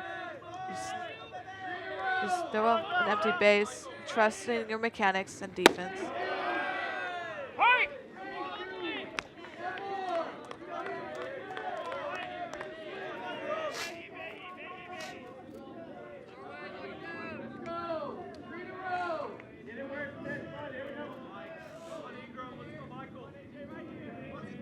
3 balls, 1 strike, 2 out, top 6. It's a big pitch. Another strike. And from 3-0, counts now 3 balls and 2 strikes. That'll allow Fredrickson, or rather Branchell, to get a jump at first with 2 outs and the count full. Ball hit in the gap, and that could be dangerous for the Leopards. Occidental trailing by 2 here in the top of the 6th, but both runners on the base pads. Look for a little hit and run action.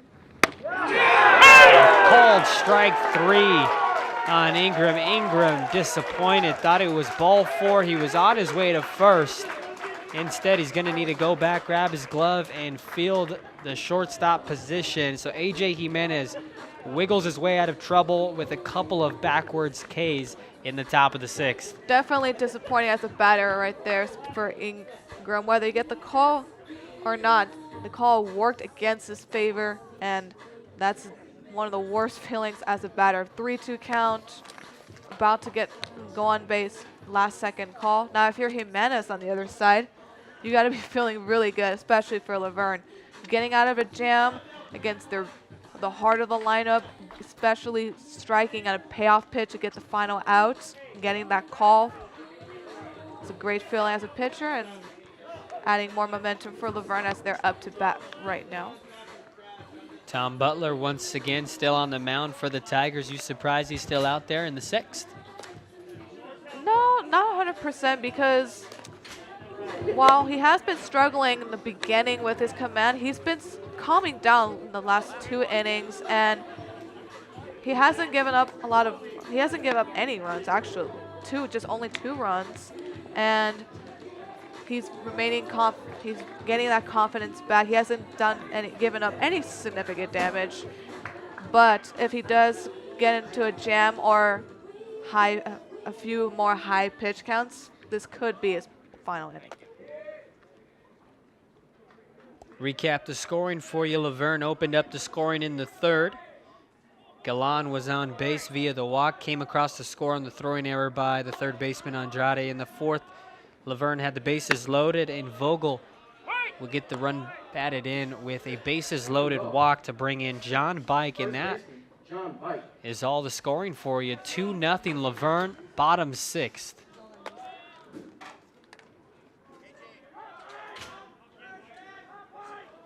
A 1 to Bike, outside, 1-1.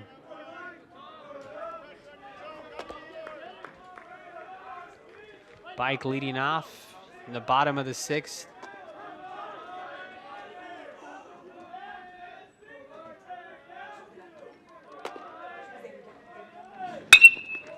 Bike a loud crack, but lofted into shallow left, and the left fielder McNeil, retreating only a couple of steps, makes the grab for the first out.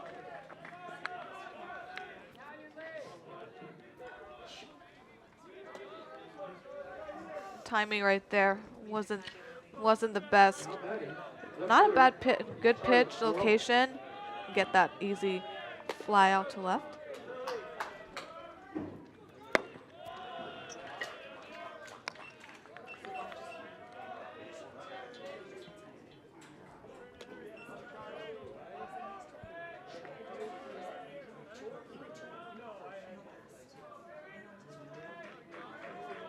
One and 0 count to Verone.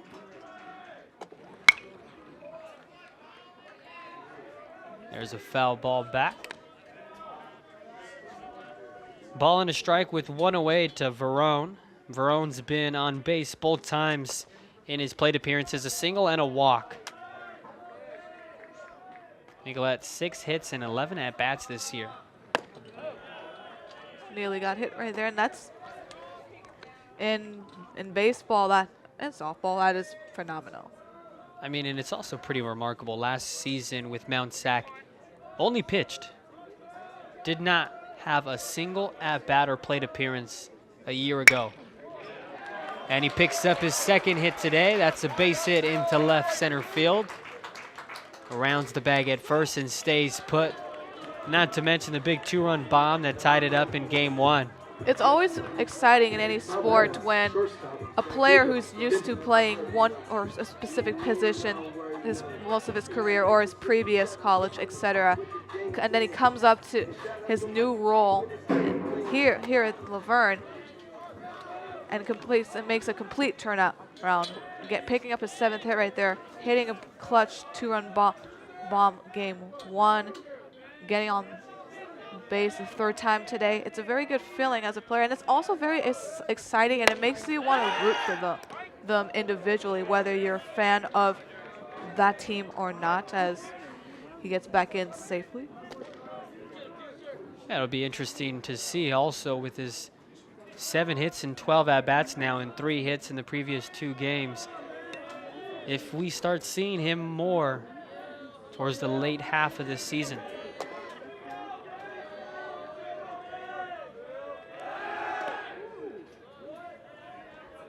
Coach Winterberg's going to have a little tough decision to make right there, especially with, like you said, with postseason coming up shortly. But as a junior, might have the opportunity even more so next year in his senior season. He's getting a good lead at first, and Butler's not liking it, and so he's continuously trying to pick him off at first. You can see the uniform on Verone, quite dirty now, with a couple of dives back into first. If your uniform not dirty, you're not playing the game right. There's a foul at the plate, and they're going to call Benson out as he stepped out of the box when he was trying to get the bunt down. So that'll be the 2nd out. Brandon Vogel will come up. Winterburn wants a little bit of an explanation.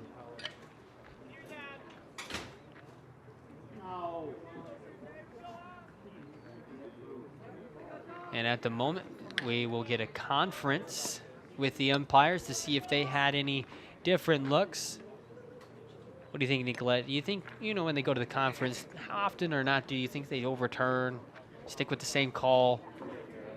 Well, in college, there's no instant replay, so and there's not going to be a whole lot of evidence to really overturn it, so the chances are slim to none, but you never know. There's always that one chance, that 1%, 10%, whatever chance.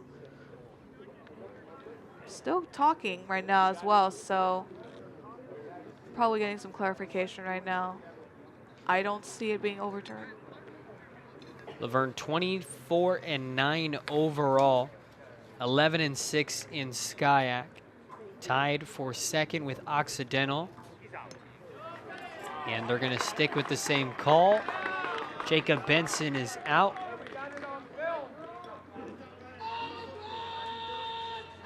So 2 outs. Verone still at first, and Vogel will be the batter. He picked up a run batted in without even having to put the ball in play.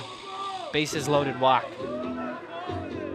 That's when plate discipline is very key. I know I keep sounding like a broken record, but plate discipline, it's not all about just the hitting. It's always about being patient, taking what you can get, not playing hero ball. A ball lifted in foul territory, and it's going to go off the netting for a foul ball. A strike on the center fielder Vogel, 0-1.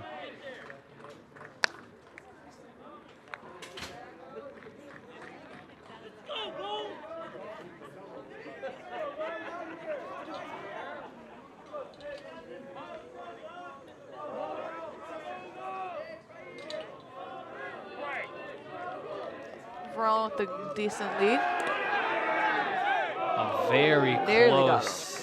Very close play at first. Nearly picking off Verone. Verone is at first, had a 1-out single. There's 2 outs now in the bottom of the 6th. Laverne 2, Occidental nothing. Vogel is the hitter. Tom Butler, he started today, still on the heel here in the 6th. And 0-2 after the foul ball. No balls and 2 strikes. On deck is Granado, 1 for 2 with the double. Occidental, no runs on 5 hits, 2 errors. Laverne, 2 runs on 3 hits, no errors. See if Butler goes with the fastball here. 0-2 and just off the end of the bat, fouling it directly back.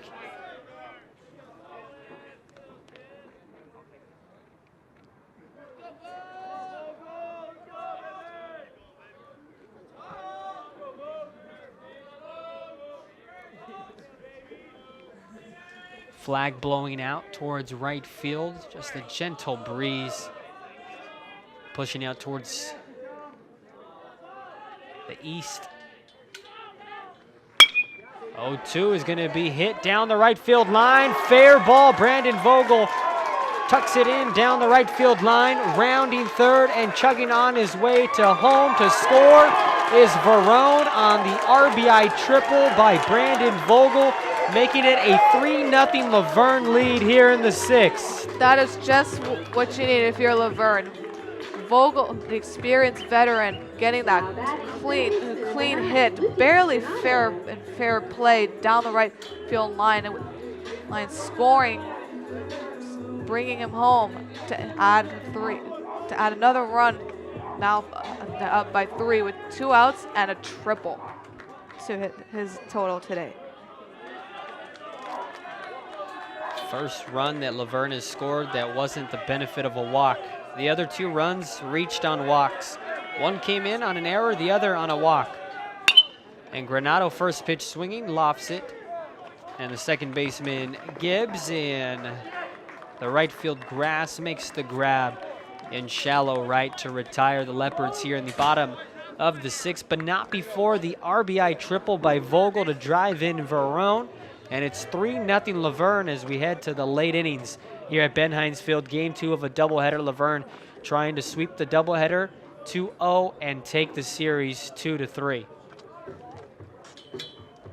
And if Laverne gets today's sweep, especially with Chapman falling against George Fox University, both games this afternoon, That would not only break the tiebreaker in second place, but that inches them even closer for that top spot. So take a look at other scores across the Sky play. Currently in the bottom of the 5th, Pomona Pitzer is up 8-2 against CMS at the end of 6. Cal Lutheran is up 5-3 against Redlands. At the top of the 7th, Whittier's up 1-0 against Caltech. And then we're here in Laverne. Leopards up 3-0 in the top of the 7th inning.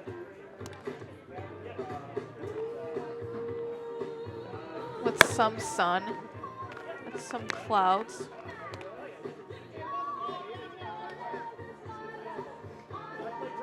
Chris Perez will take over.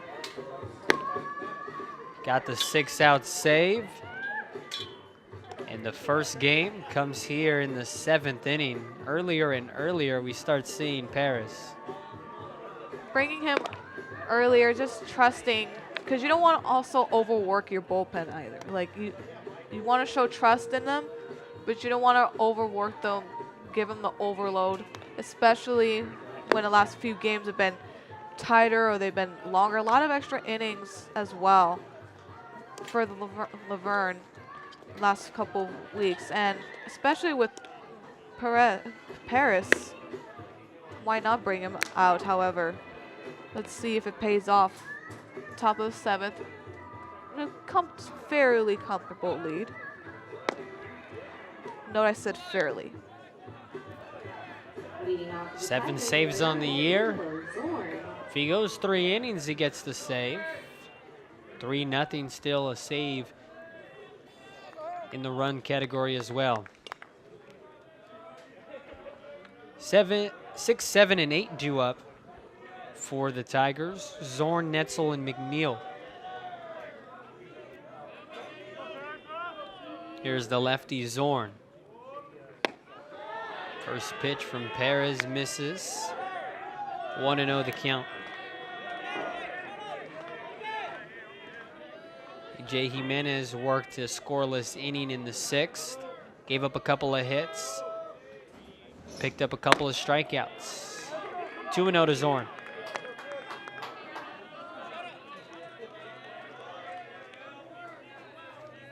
Arcos started the game for the Leopards, still in line for the win, went 5 innings.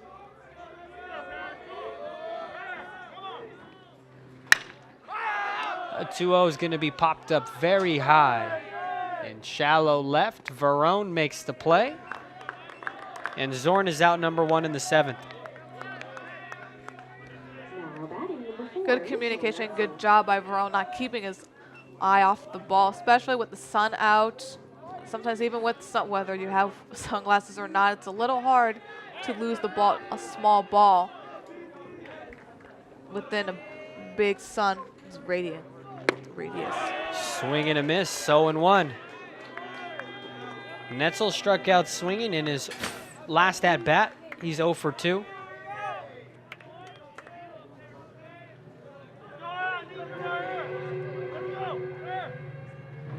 Oh, 1, swing and a miss, same result, 0-2.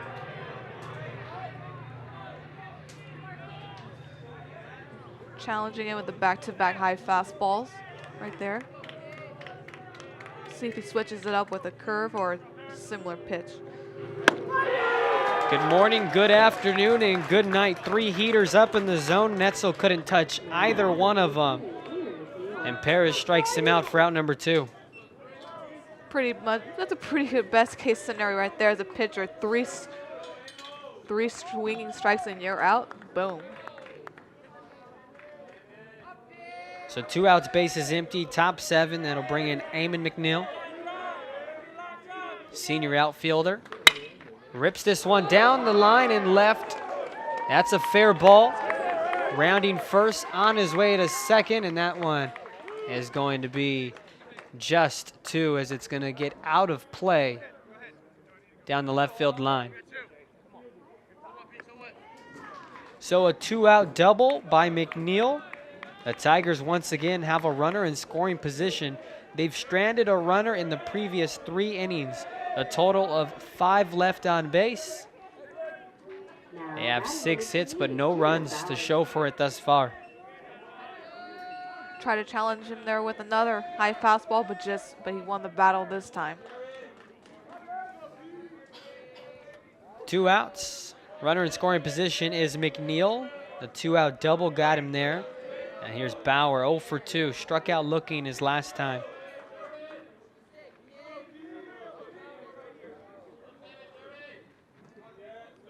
Pairs a look.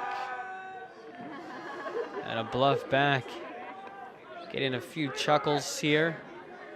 As you saw McNeil getting ready to dive back into second and realize no one's covering the bag. It's pretty much me when the week starts. A head first dive. More like the slip and fall. More near fall, I should say. Mondays are rough on everyone. It's a foul back, 0-1. Or I guess in my scenario, I guess you can say Friday because I pretty much work 8 to 5 and then have a 6 to 9 broadcasting class. So I guess that applies more to. So a slip and fall into the weekend. Yeah, But you're alive here on Saturday. that's good. 0-1 to the number 9 hitter, Bauer. 3-0 Occidental trailing. 0-1. There's a strike. 0-2. Maybe it should be a not top 10 segment now, and here you go. Coming after your Sports Center. No balls, 2 strikes, 2 outs. McNeil at second, top 7. 3-0 Laverne. Trying to improve to 12-6 in conference, 25-9 overall. 0-2. Misses low, 1-2.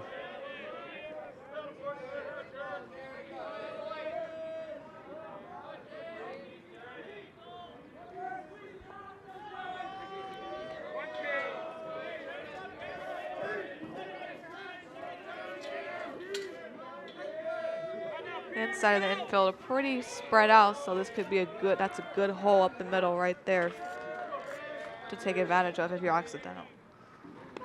1-2 in the dirt and a nice stop. 2 balls and 2 strikes. Santa Cruz applied the tag on Bauer, thinking that he offered at it. Home plate umpire said, nope, no swing. 2 balls, 2 strikes, 2 out. Runner at second. Occidental struggling here to score runs at Ben Hines Field. Scored 2 in the first game of the doubleheader, have none here. We're in the 7th. 2-2 is popped up foul to the left side, and it goes out of play. Count remains 2 balls and 2 strikes. If you're Occidental, you definitely got to be frustrated right now. Not only are you batting pretty long at bat, but like you've mentioned before, struggling to score with men in scoring position. It's always frustrating as a team when you're getting on base and in position, but you can't score the runs. The 2-2 is called strike 3. A lot of called strike 3s here in this one. A backwards K to get Bauer. Time to stretch at Ben Hines Field. Going to the home half of the 7th. Laverne 3, Occidental nothing.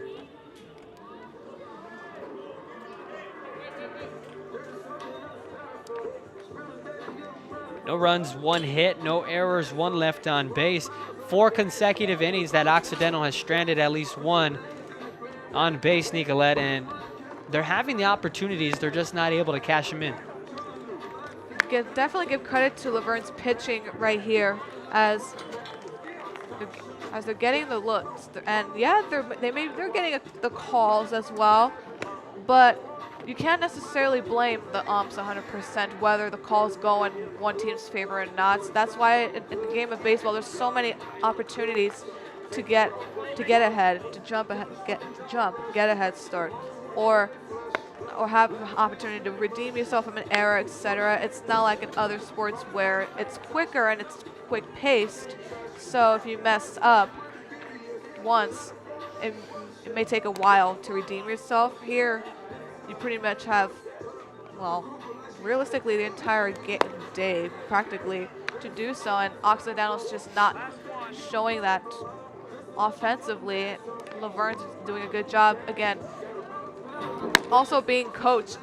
Give credit to the coaching staff as well, telling them, working on this during practice, working on their plate discipline, being aware of the counts, and remaining strong in their batting stance is to not always go for that long ball, because a long ball is pretty, but sometimes you got to, like I've mentioned before, you got to take what you can get at some point. So we enter the bottom of the 7th, top of the order, due up for the Leopards, Galan, Santa Cruz, and Perez. Butler still on the mound for the Tigers. Misses on the first one to Galan, 1 ball and no strikes. Galan scored the first run of the game here in Game 2 of the doubleheader, reached on a walk and came across the score on the throwing error by Andrade. Scores 3-0 Laverne in the bottom of the 7th, and the count is 2-0 to Galan.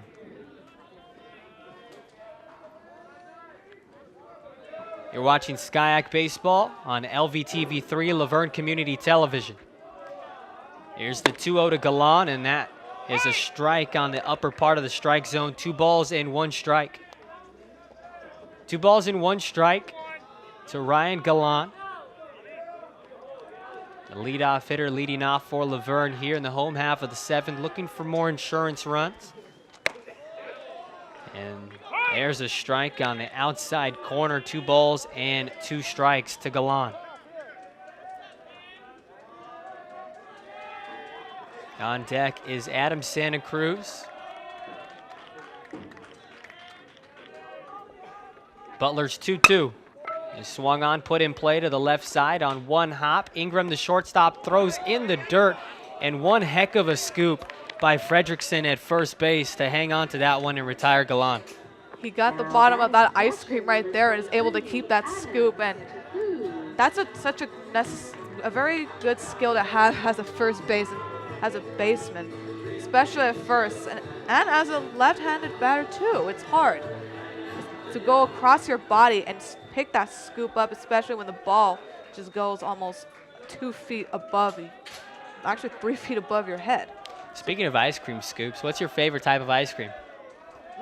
It depends on my mood. I usually go for vanilla, but I also like chocolate. However, ironically, during Lent, I gave up a lot of desserts. So that's tough. Tough. One. It's tough. That's but I'm tough. Here. What's your favorite scoop? Or flavor, I should say. Either cookies and cream or mint. Those are my go-to. Mint's never been my favorite, but it's good. Santa Cruz up at the plate, 1-1 the count. He fouled 1-1 back. That would have been coming to us. But we got a protective building here, right here up in the press box.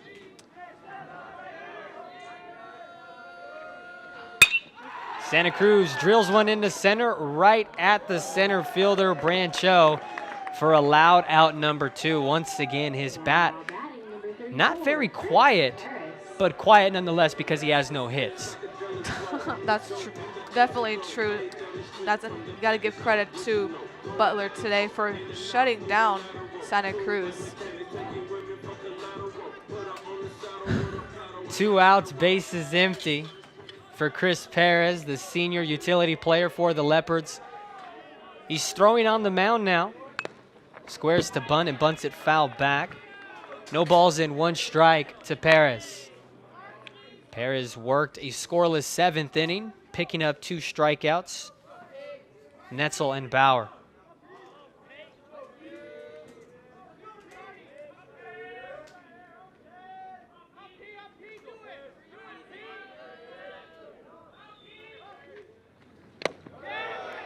A 1 in the dirt, 1-1 the count to Perez. Perez 0 for 3 in the 3 spot of the lineup for Coach Winterburn. All 3 ground outs to the left side of the infield. 1-1 is dangerously close around his jaw. He gets out of the way, 2-1.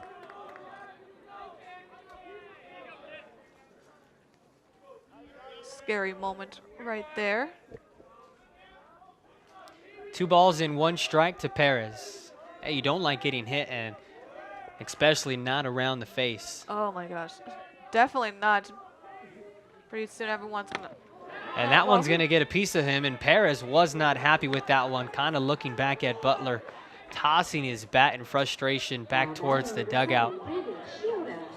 You can argue it's hard to determine like whether a pitcher is intentionally throwing a heater at or not. Once in a while, you can kind of determine it happens, but he's thrown quite a few of these today, and he's threw 2 of them back-to-back pitches. You could kind of determine, you can kind of infer, could be some intention right there. There could be to that, and then on the flip side of the argument, Nicolette, Butler is in the 7th inning. He started the game. He had command issues coming into the game regardless. So fatigue being an issue now, plus the lack of command that he's already had. You dial that in, and he hits Perez up and in. A couple of looks back at Perez. Going to get the uniform dirty on a couple of headfirst dives back in there, but he's safe. He wasn't aiming at the head or anything, so that's true. It's part of the game.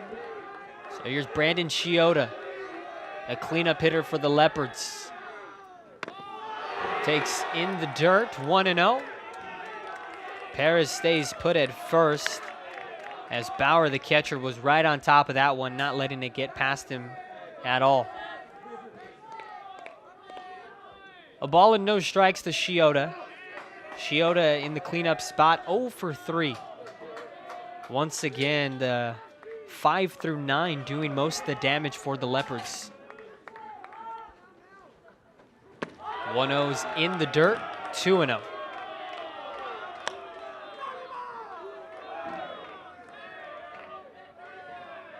Bottom 7, 3-0 Laverne over Occidental.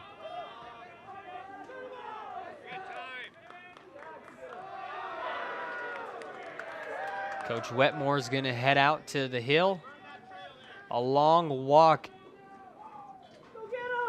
towards Butler, and we'll see if they go to the bullpen finally. Looks like they're having someone warm up, so giving him some time to warm up a little bit and get him ready. So this could potentially be his last batter right here. Butler 6 2/3 innings thus far, has allowed 4 hits. 3 runs have come in. Has walked a handful of batters. We'll recap the scoring for you as the mound visit is taking quite a bit of time. In the 3rd inning, Galan opened up the scoring. Got on base via the walk, came across the score on a throwing error by the 3rd baseman, Andrade. In the 4th, John Bike got on with a 1-out walk. The bases would be loaded with Brandon Vogel, and he would draw a bases-loaded walk to drive in Bike. And then moments ago in the home half of the 6th, an RBI triple by Brandon Vogel down the right field line to bring home Charlie Vrone, making it 3-0 Laverne. And now we are here in the bottom of the 7th, and Laverne's looking for more. Counts 2-0 to Chiota. Perez is at first.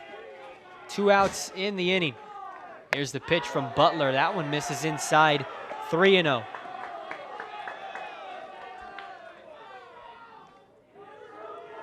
Three balls and no strikes. Very good hitters count right here for Chiota. Taking all the way. 3-1.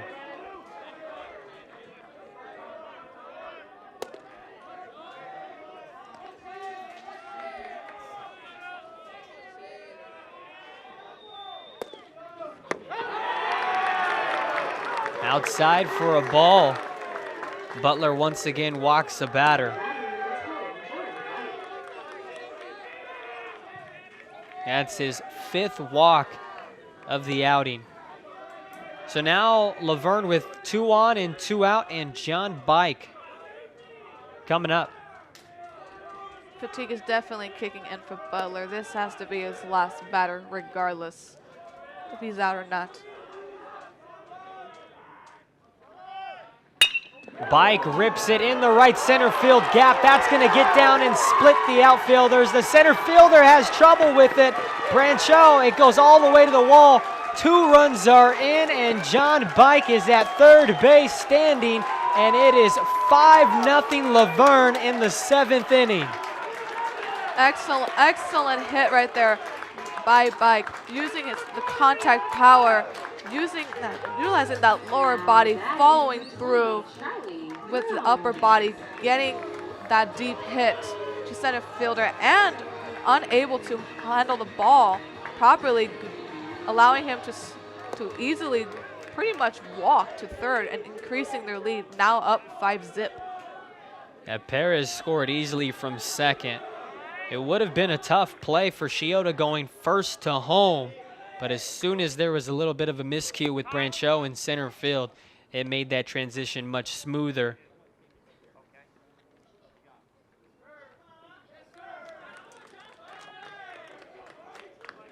So bottom 7, 5-0 Laverne now, and Coach Winterburn having a little bit of chat with Verone. Verone has reached base all 3 times, a walk and a couple of singles.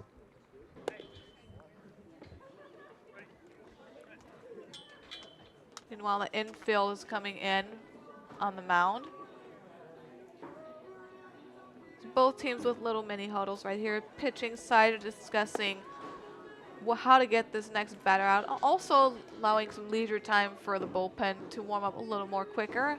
And on the offensive side, just deciding how to approach it, whether to go for probably a small ball and continue to do it, or maybe throw them off with a little bit of a different scenario, although they could potentially do a bunt, although you do have 2 outs.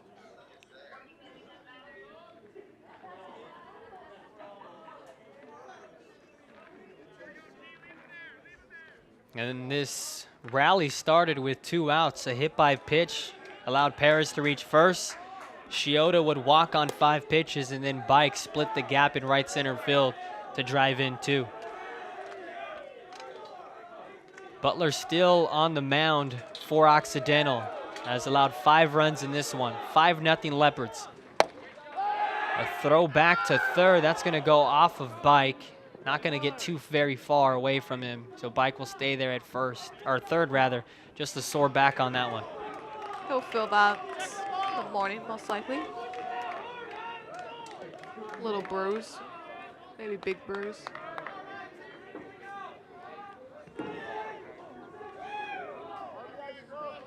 Verone looking for his 3rd hit of the game. Trying to reach base for the 4th time today.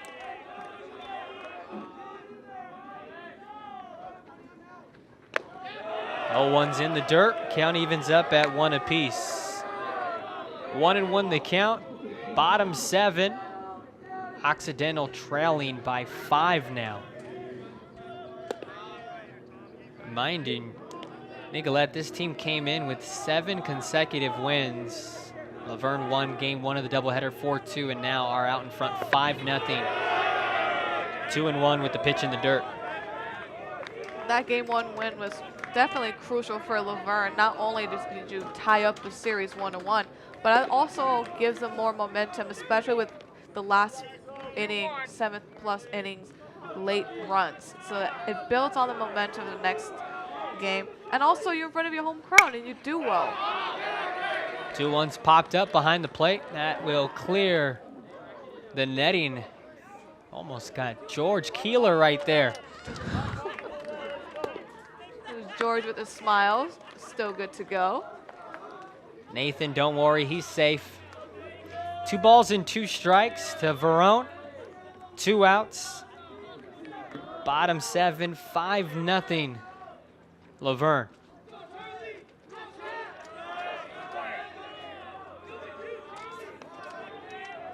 He's also crucial for my USC recommendation letter next year. So. The 2-2 misses inside, 3-2. So the count works full. To Charlie Verone. Bike is at third, 2 outs. Laverne looking for their 3rd run in this 7th inning. That one's hit foul to the left side. They scored 3 in the 7th in game 1 of the doubleheader. Trying to match that here in game 2. And of course, if they can complete this 2-game doubleheader sweep, they will be the sole 2nd place team in conference and only 1 game back of Chapman. Payoff pitch is fouled to the right side. We'll do it once more. It does help that Chapman did drop the doubleheader against George Fox this afternoon, after getting killed 10-0 at game 1, losing in 13 innings in game 2. Currently, Cal Lutheran is up 7-6, bottom of the 6th inning. Verone reaches for the 4th time. Couple of walks and a couple of singles. Runners at the corners for Laverne. Jacob Benson will be the batter. And it looks like that was Butler's last batter. Looks like they're going to be headed to the bullpen. Laverne up on top over Occidental by a score of 5-0 here in the 7th inning. Occidental still struggling, trying to get out of the 7th inning. They have runners at the corners. It's going to be Justin Hirschberg, the sophomore. Batter is number 30, Jacob Hirschberg.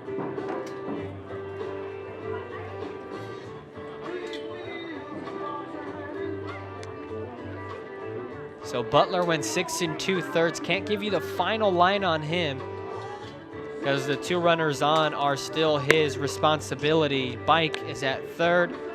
Verone is at 1st.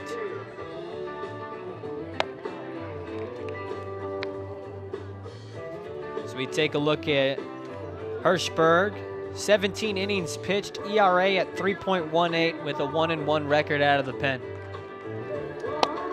Little bit higher, but still doable. Let's see if Laverne is able to take advantage of a different approach. A left-handed pitcher, a little slight sidearm delivery as well. So it makes it a little harder for especially right-handed hitters left-handed hitters to hit. So, but as Laverne looks on, Metrolink passing by.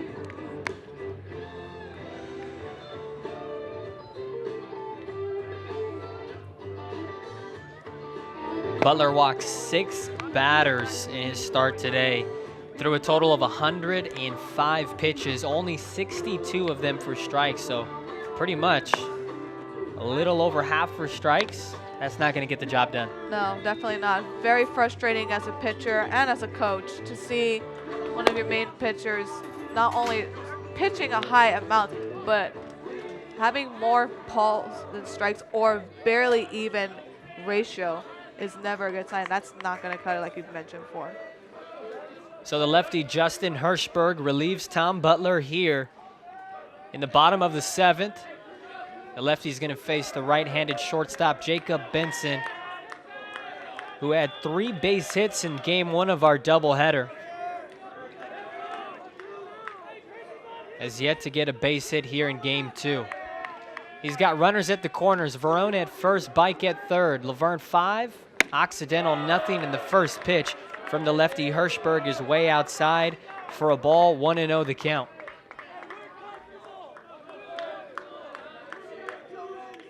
One ball and no strikes to Benson. Both runners on are responsible to Butler. Hirschberg sets and fires. The 1-0 is low, 2-0.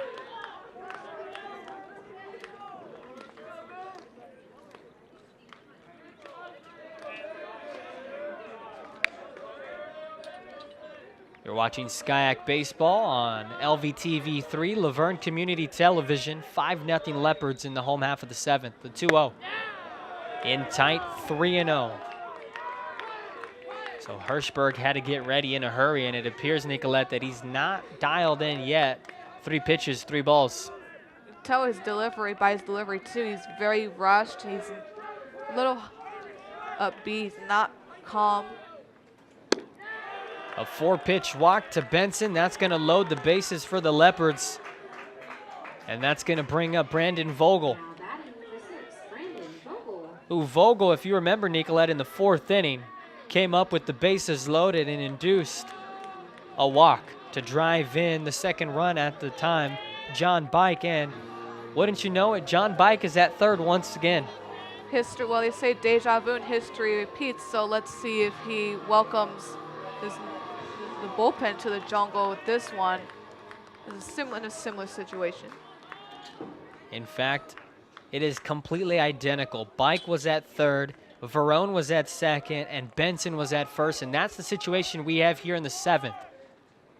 And that one's going to get behind the catcher, Bauer, but it bounced off this backstop, and so none of the runners were able to advance. Everyone stays put.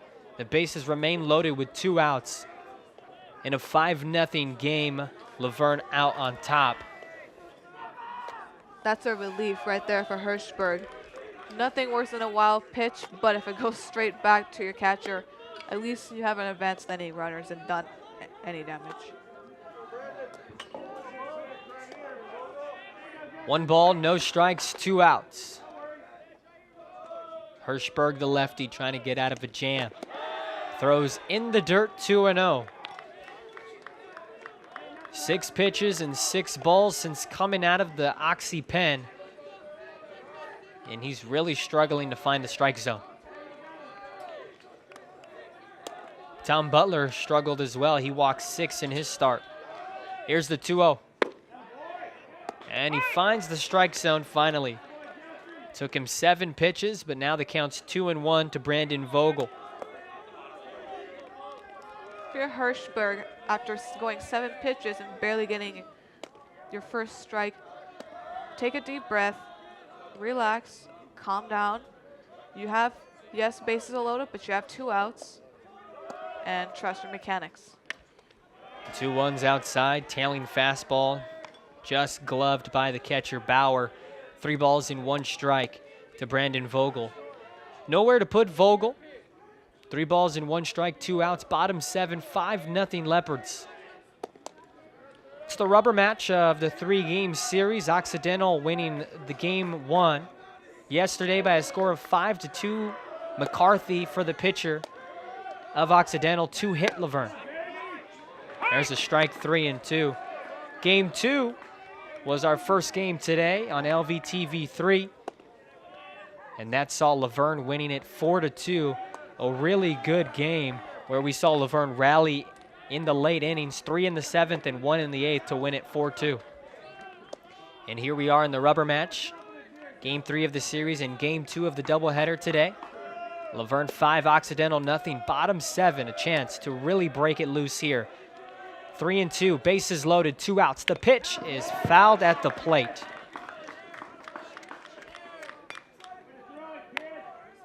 Vogel barely got a piece of that as well, chasing an outside fastball out of reach.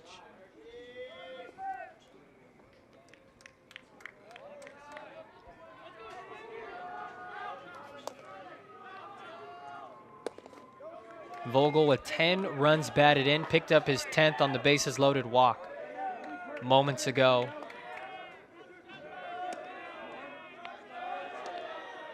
Here's the pitch. It's high, ball 4. He does it once more. A bases loaded walk to drive in Bike. The bases remain loaded. The run comes in and is now 6-0 Laverne in the 7th inning. And so after coming in, Nicolette, and walking back-to-back batters, Benson and Vogel, it looks like Hirschberg is going to be coming out of the game once more. And that's the right decision right there, because you walked, not only did you walk back-to-back runners, but you barely threw 2 strikes as well. So that's very frustrating, not only as a pitcher, but as a coach as well. Trying to stay in the ball game, but not giving Laverne an extra run, not even off a hit, but because of mislocation or a command, simply off because of a pitching command. And now it looks like it's getting a little bit out of reach for Occidental. 31, got it. Got 31 in pitch. So they do go to the pen. Hirschberg is going to go back to the dugout. Faced 2 batters and walked both of them.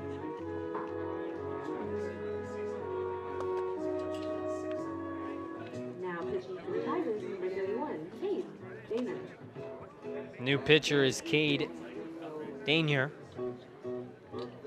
No record on the year, has only pitched 5 1/3 innings, a 3.38 ERA. Another lefty for the Tigers. And really more of a traditional sidearm thrower as we're taking a look at him in his warm-up pitches. Yeah, definitely very old school, traditional. Even rocking a little stash as well. Got the little stash going. Got a few stashes here on both teams. We see Danier here.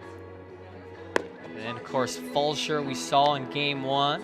Santa Cruz has a stash as well, the catcher for the Leopards.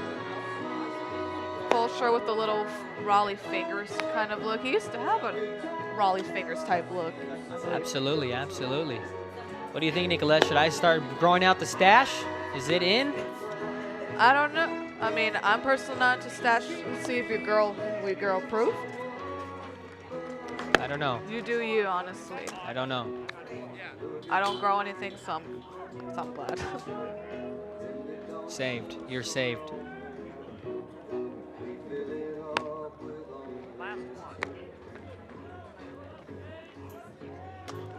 So the bases are loaded. Verone is at third, Benson's at second, Vogel's at first. This is the 9th hitter to come up for Laverne here in the 7th. It's been a very eventful one.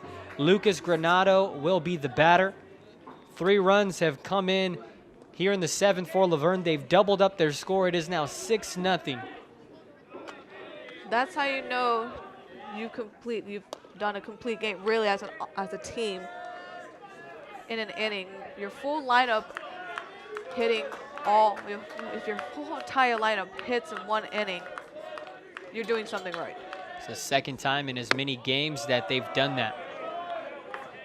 And both times, back-to-back games, it was the 7th inning where they go 1 through 9 in the order and score 3 runs. This time, they're looking to continue that and do more damage.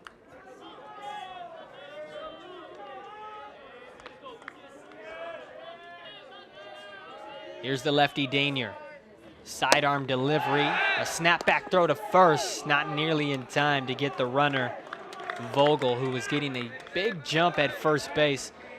And why wouldn't you? You got the first baseman, Fredrickson, playing behind you right around the outfield grass. Yeah, absolutely. Take advantage. That's just good base running and being smart as well, paying attention to the surroundings. The game of baseball / offense doesn't just happen at the plate, it also happens behind, on base. That's why I always consider on-base percentage, slugging percentage as a key offensive factor other than your typical RBIs, home runs, hits. The 2-0's drilled deep and foul to the right field corner. Had the distance, but was foul.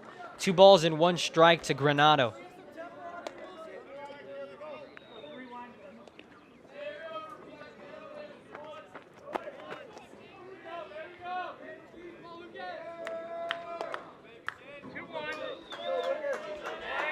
Occidental still trying to get the final out. Remember, Laverne got the first 2 batters out. All of this happening with 2 outs. Galan led off, bounced out to the shortstop. Santa Cruz lined out to center field, 2 up and 2 down. Perez would get hit by the pitch. Chioda would walk. John Bike, a 2-run double to drive in Perez and Chioda. Verone would walk, Benson would walk, Vogel would walk, and now here we have Granado batting. 3-1 the count to Lucas Granado. Danier into the windup, and that one's going to be whacked into the left center field gap. That's going to get down. That scores Verone and also brings in Benson from second. A 2-run single by Granado, and it is now 8-0 Laverne over Occidental here in the 7th inning. It's good patience by Granado. Little high fastball, but still was able to put the ball in play, hitting the barrel of the bat, and pushing that ball just above the shortstop's head, bringing in 2 more runs, now inching further closer and closer to a potential victory right here in the bottom of the 7th. And this is when the scorecard gets messy. They've batted around. There's a strike on Galan, who led off, grounding out to the shortstop. Not too many times you lead off an inning with an out and end an inning with an out. Galan trying to avoid that. The 0-1. Upstairs, 1-1. Laverne has put up 5 runs in this 7th inning, have broken it wide open, 8-0 Occidental. Still in the bottom of the 7th. Danier, the lefty, out of the sidearm delivery, fouls it back. 1 ball and 2 strikes to Galan.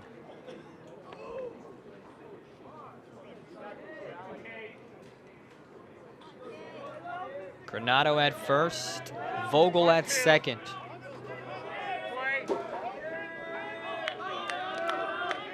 Leopards pouring it on, 8 runs on 6 hits, no errors.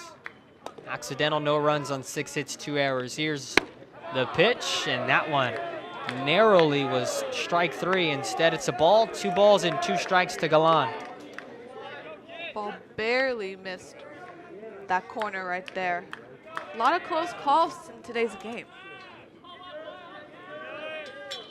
2 balls, 2 strikes, 2 out, 2 on. Bottom 7, 8-0 Leopards.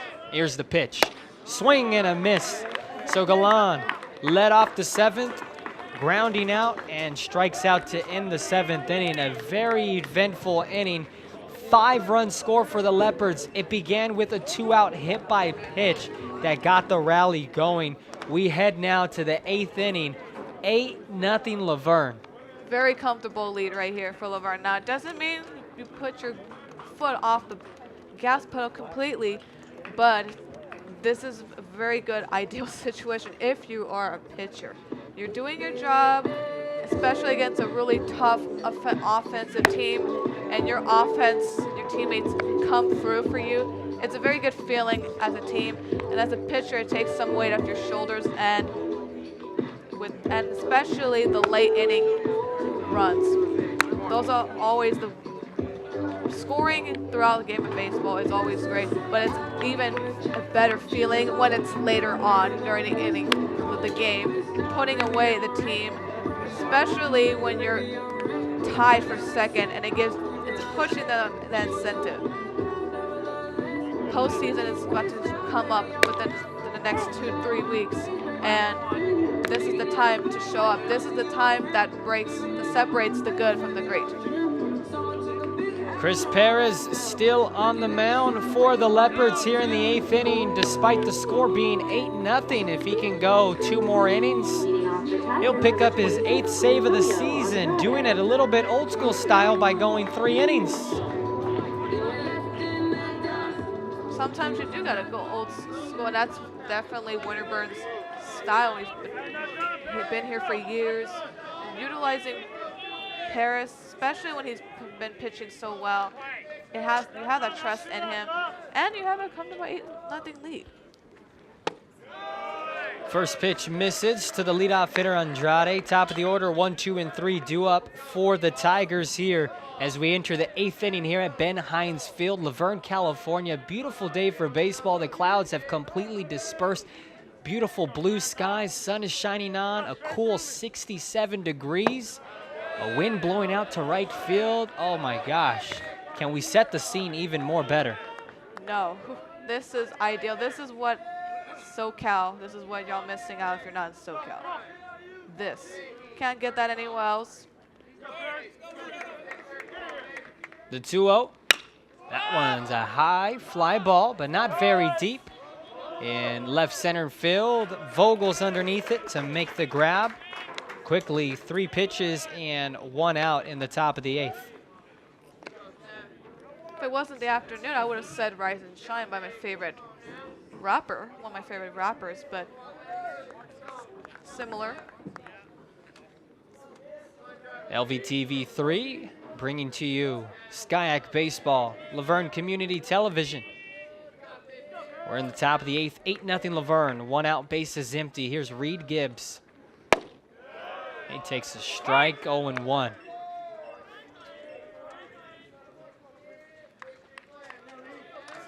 Gibbs playing second base for the Tigers. Came in as the Skyac leading hitter, as this one is fouled down the left field line. In the hole now, no balls and 2 strikes. So 0-2 to Gibbs.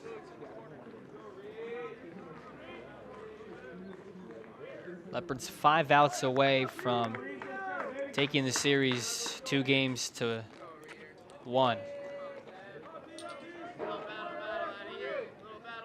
Infield, outfield straight up on Gibbs. Third baseman Granado playing him on the line. Perez, the righty, into his line. The 0-2 misses outside, 1-2. Say wind, but it's more out of the stretch. Stands on the third base side of the rubber. Very straight up. Calm, cool, and collected. Gets the sign, ball in the glove, sets at the belt. Little leg kick and fire. Called strike 3. Third punch out for Perez here in game 2. Second one looking, and 2 outs here in the top of the 8th. That little kick right there in his delivery helps him maintain his balance, especially for a fastball towards the left side of the plate against a right-handed pitcher, and it allowed last quick rotation to get that corner and the call. First pitch foul to the right side. Brancho 3 baseballs, please. at the count, 0-1.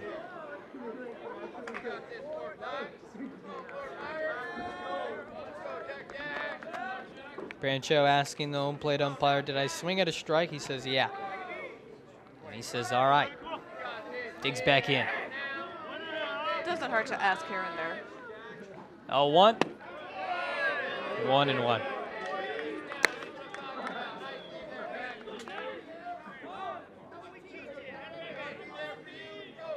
Surprised they don't ask more often. If you don't swing, you know if it's a ball or a strike.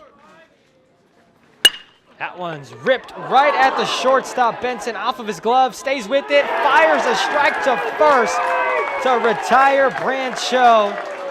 And the Tigers here in the 8th inning. Wow. That is also something you don't teach as well.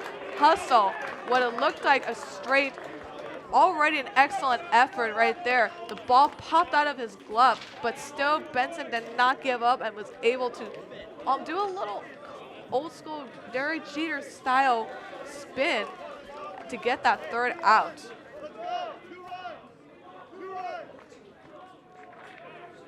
So now bottom 8, last chance for Laverne to swing the sticks, unless we see an improbable comeback in the top of the 9th, which we've seen some pretty great comebacks here at Ben Hines Field. I'm reminded of Game 7 of the Skyac postseason tournament, Redlands and Chapman. Nicolette, the game was 10-1. Redlands was out in front. We were in the 7th inning. Game was going all along. It was just, all right, let's get through these 9 outs and game's over. And Chapman put up 9 in the 7th and ended up winning it by 20-12. Down 9 in the 7th inning. Now remember, you two were there forever. You never know with baseball. That's why even when I go to professional baseball games, when the fans leave early, even when it's barely like the 4th inning and there's like 10-0, I'm sitting here like Sure, it's annoying to see you get destroyed by 10 plus runs, but why are you leaving? Like, if be there till the very end. Especially if you paid money. Yeah, exactly. And this is coming from someone whose team is has been disappointing lately. Here's Santa Cruz taking inside for a ball, 1-0. And baseball, one of those sports where there's no time limit.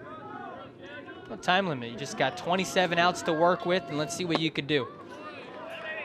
There's a strike, 1-1 to Santa Cruz. And that's why it's also a good sport. Like for some, like if you just want to sit there, relax, have something to drink, have some Cracker Jacks, etc., this is the one to do it. A 1-1. Oof, swing and a miss. Santa Cruz really wanting to get that one. 1-2.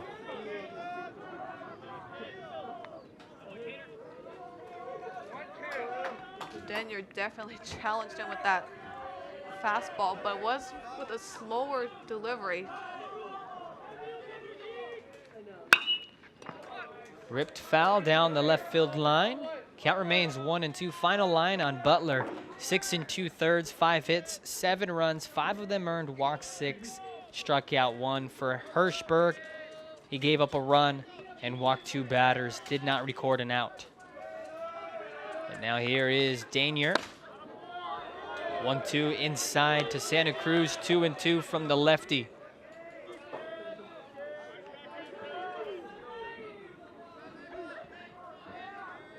Count even at 2.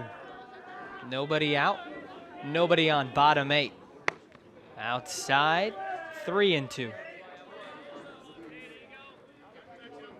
2, 3, and 4 due up for the Leopards here in the 8th.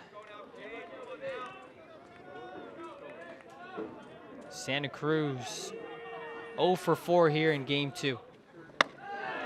And takes outside and high for a ball. A leadoff walk here in the 8th inning. Even though he's struggling offensively today's game, he still contributed on the defensive side. You'll find other ways to make up for it. And also draw a walk, so now you get to finally go on base. And anything can happen while you're on base, and it gets a little more exciting for the individual. So here's Chris Perez. Way outside from Danier, 1-0.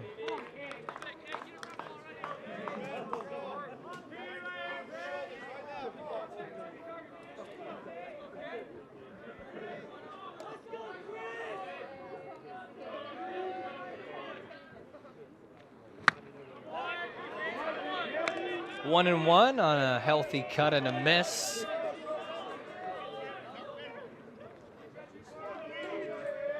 Looked like a little two-seamer right there. Had a little late action on it, running away from the right-handed batter, coming out of the left-handed pitcher, Danier. 1-1. That one gets behind the catcher. Santa Cruz will move up to second base.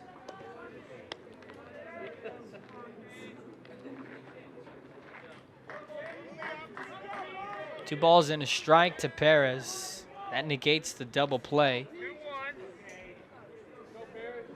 That's when throwing sidearm can be a disadvantage sometimes. You have less control of your arm, and if you one snap, it can be out of reach.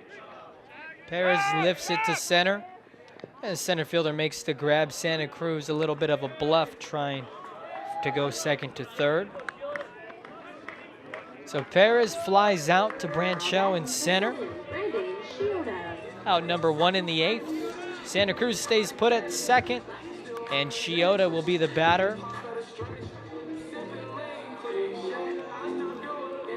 Chiota 0 for 3, but reached his last time up, walked and came across to score a run.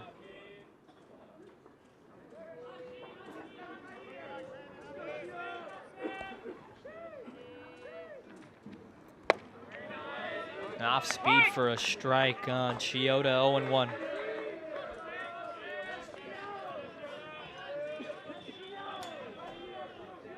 You're watching LVTV3, Laverne Community Television. Bottom 8, Laverne 8, Occidental nothing. It's another strike on Chiota, 0-2. No balls, 2 strikes to the cleanup hitter for the Leopards. Back-to-back breaking balls right there. Let's see if he goes back with another one or he goes with the high fastball, which has worked from earlier. That one's whacked foul down the right field line off the netting. 3 baseballs, please. 3. Count still at 0-2. Santa Cruz still out there, standing at second. Bottom 8, 8-0 Laverne. Play. Cade Danier, third pitcher in the game for Occidental. A lefty looks at Santa Cruz, now comes, misses on the 0-2, 1-2. A ball and 2 strikes to Shiota. 1,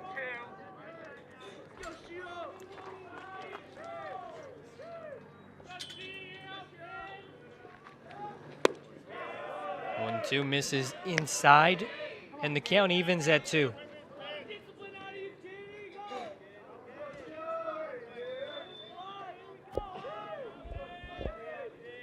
Even count, let's see if he goes back with that inside fastball. 2-2, swing and a miss to get Shiota swinging. And now there are 2 away. And we'll get a pinch hitter. Instead of John Bike, it's going to be the right-handed batter, Aaron Fong. Coach Winterberg electing to go to Fong. Of course, if you stick with Bike, you get that tough lefty-on-lefty matchup, and even more tough when that lefty's throwing sidearm. Absolutely. Sidearms in general, like I mentioned before, are already a tough matchup, but especially, like you mentioned, the lefty-on-lefty it throws off the hitter more, and the way the ball travels at a different speed and different rate, so it just makes things a lot harder for a left-handed batter. A lefty-on-lefty matchup is already difficult to begin with, but it's even more harder when they're sidearmed because of the way the ball is traveling compared to a standard overhand throw. Yeah, the ball almost starts out looking like it's going to come right at you. Ball and a strike to Fong. Fong pinched hit in the first game of our doubleheader. Work a walk. Here's the 1-1. Fouls it back in the hole now, 1-2.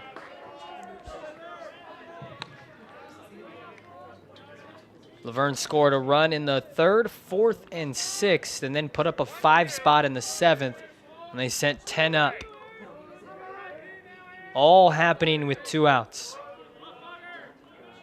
8-0 here in the bottom of the 8th. The 1-2 with 2 outs is called strike 3.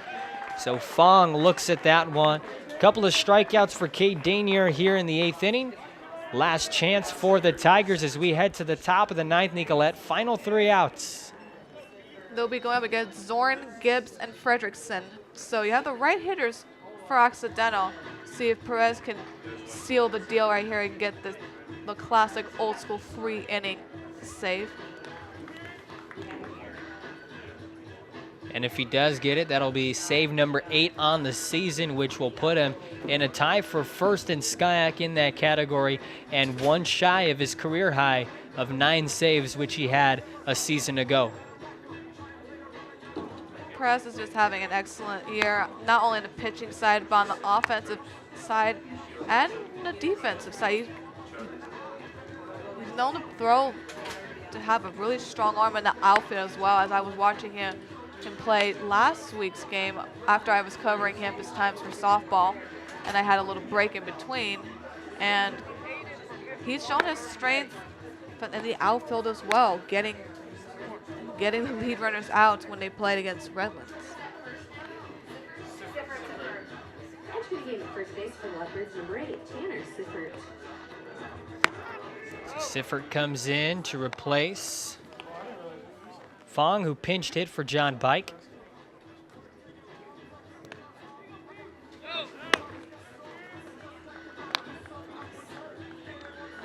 Four, 5, and 6 due up for the Tigers in the top of the 9th. 8-0 Laverne. Jake Fredrickson.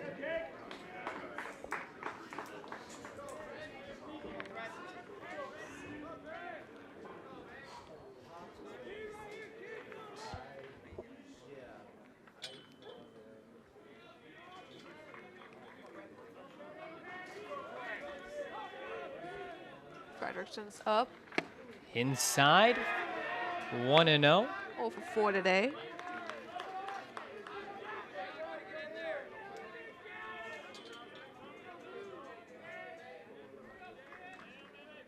A 1-0. There's a strike, 1-1.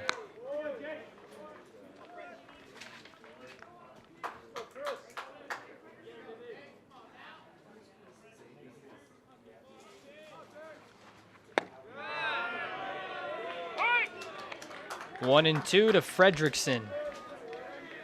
0 for 3, a couple of flyouts, and a pop out to second base.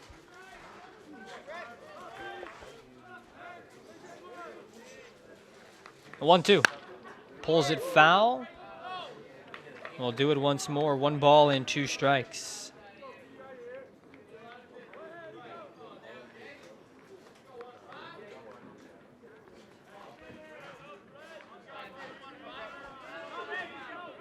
See if Perez goes back with that pitch or a low curve. That one's hit on a couple of hops. Sifford, who just came in, 3 unassisted to retire Fredrickson. 1 up and 1 down in the top of the 9th. Perez 2 outs away from the 9-out save.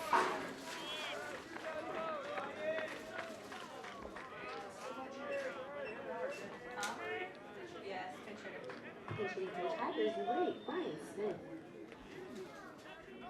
Brian Smith pinch hitting for Ingram.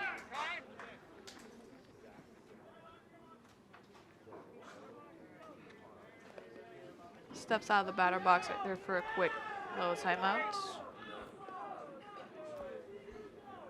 Perez sets at the belt. The righty delivers, and that one's going to get a piece of Smith right on the back.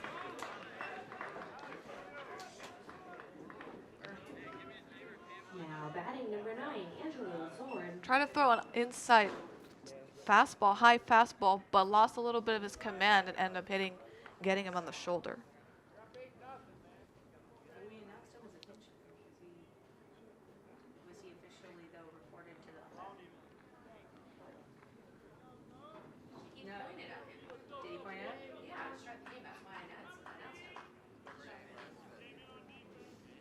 Perez taking his time, trying to get the feel of the ball, a little bit of the grip.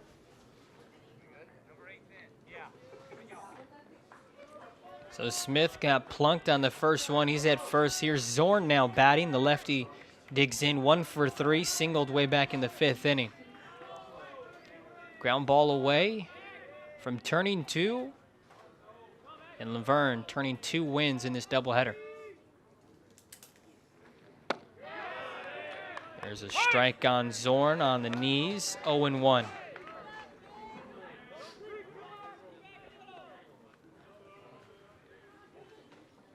If you're Occidental, all you can do is just keep your heads up high and stay patient.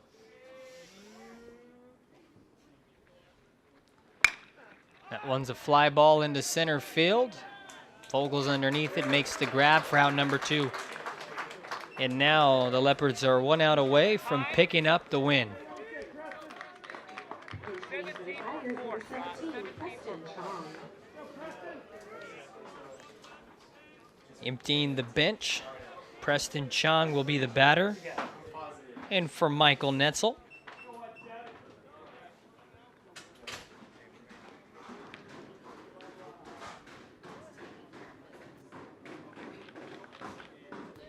So we have another quick little Skyak roundabout. Bottom of the 8th, Pomona Pitzer is up CMS 12-5. Cal Lu has taken the victory over Redlands 7-5. And Whittier has defeated Cal Tech 4-0.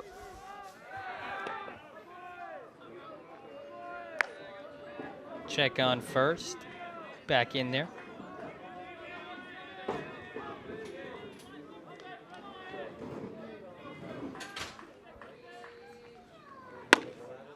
First pitch is a little high. 1-0.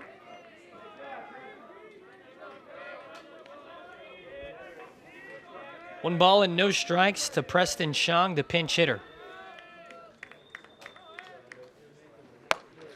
A snapback throw to first, trying to get Smith. And Smith with the head first dive back in there safely. Top of the 9, 2 outs. Laverne 8, Occidental nothing. Laverne trying to shut them out here and pick up the series win, 2-1.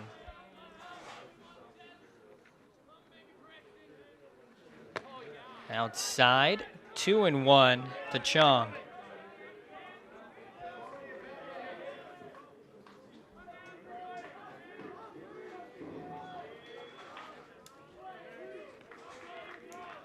Chris Arcos still in line for the win.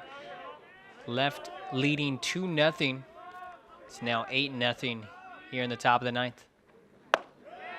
There's a strike, 2-2. And now 1 strike away from wrapping up game 2 of the doubleheader. Chong is the batter. Smith is at first. Infield, outfield straight up. Chris Perez came in the 7th inning. Sets at the belt, a 2-2 with 2 outs. Is low, ball 3. So that'll give Smith a head start at first with the count full and 2 outs. Should be a hit and run scenario right here at Occidental. You're down to your last strike and you still got a long ways to go.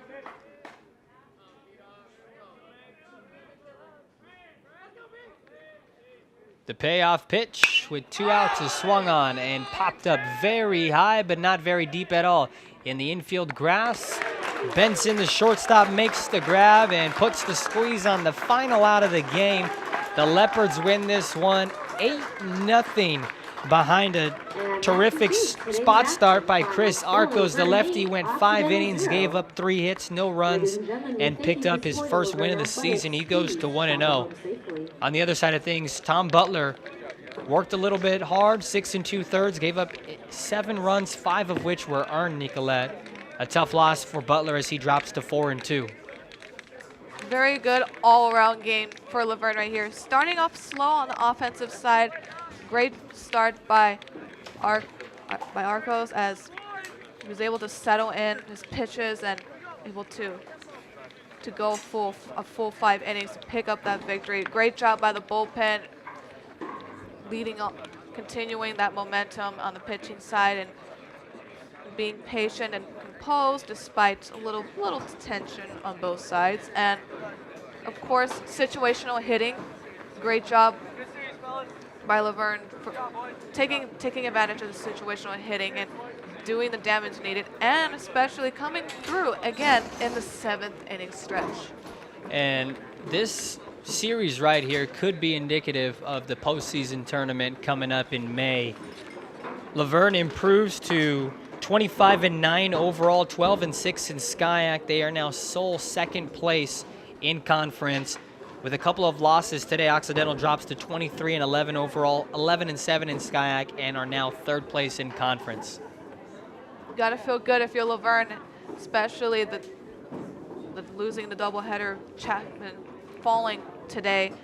Now if you're Laverne, you have to go forward, keep up with that mindset as they head off to Whittier they play Whittier next week and continue. And if you're Occidental, just bounce back. You're still in it, and take 1 game at a time and learn from today.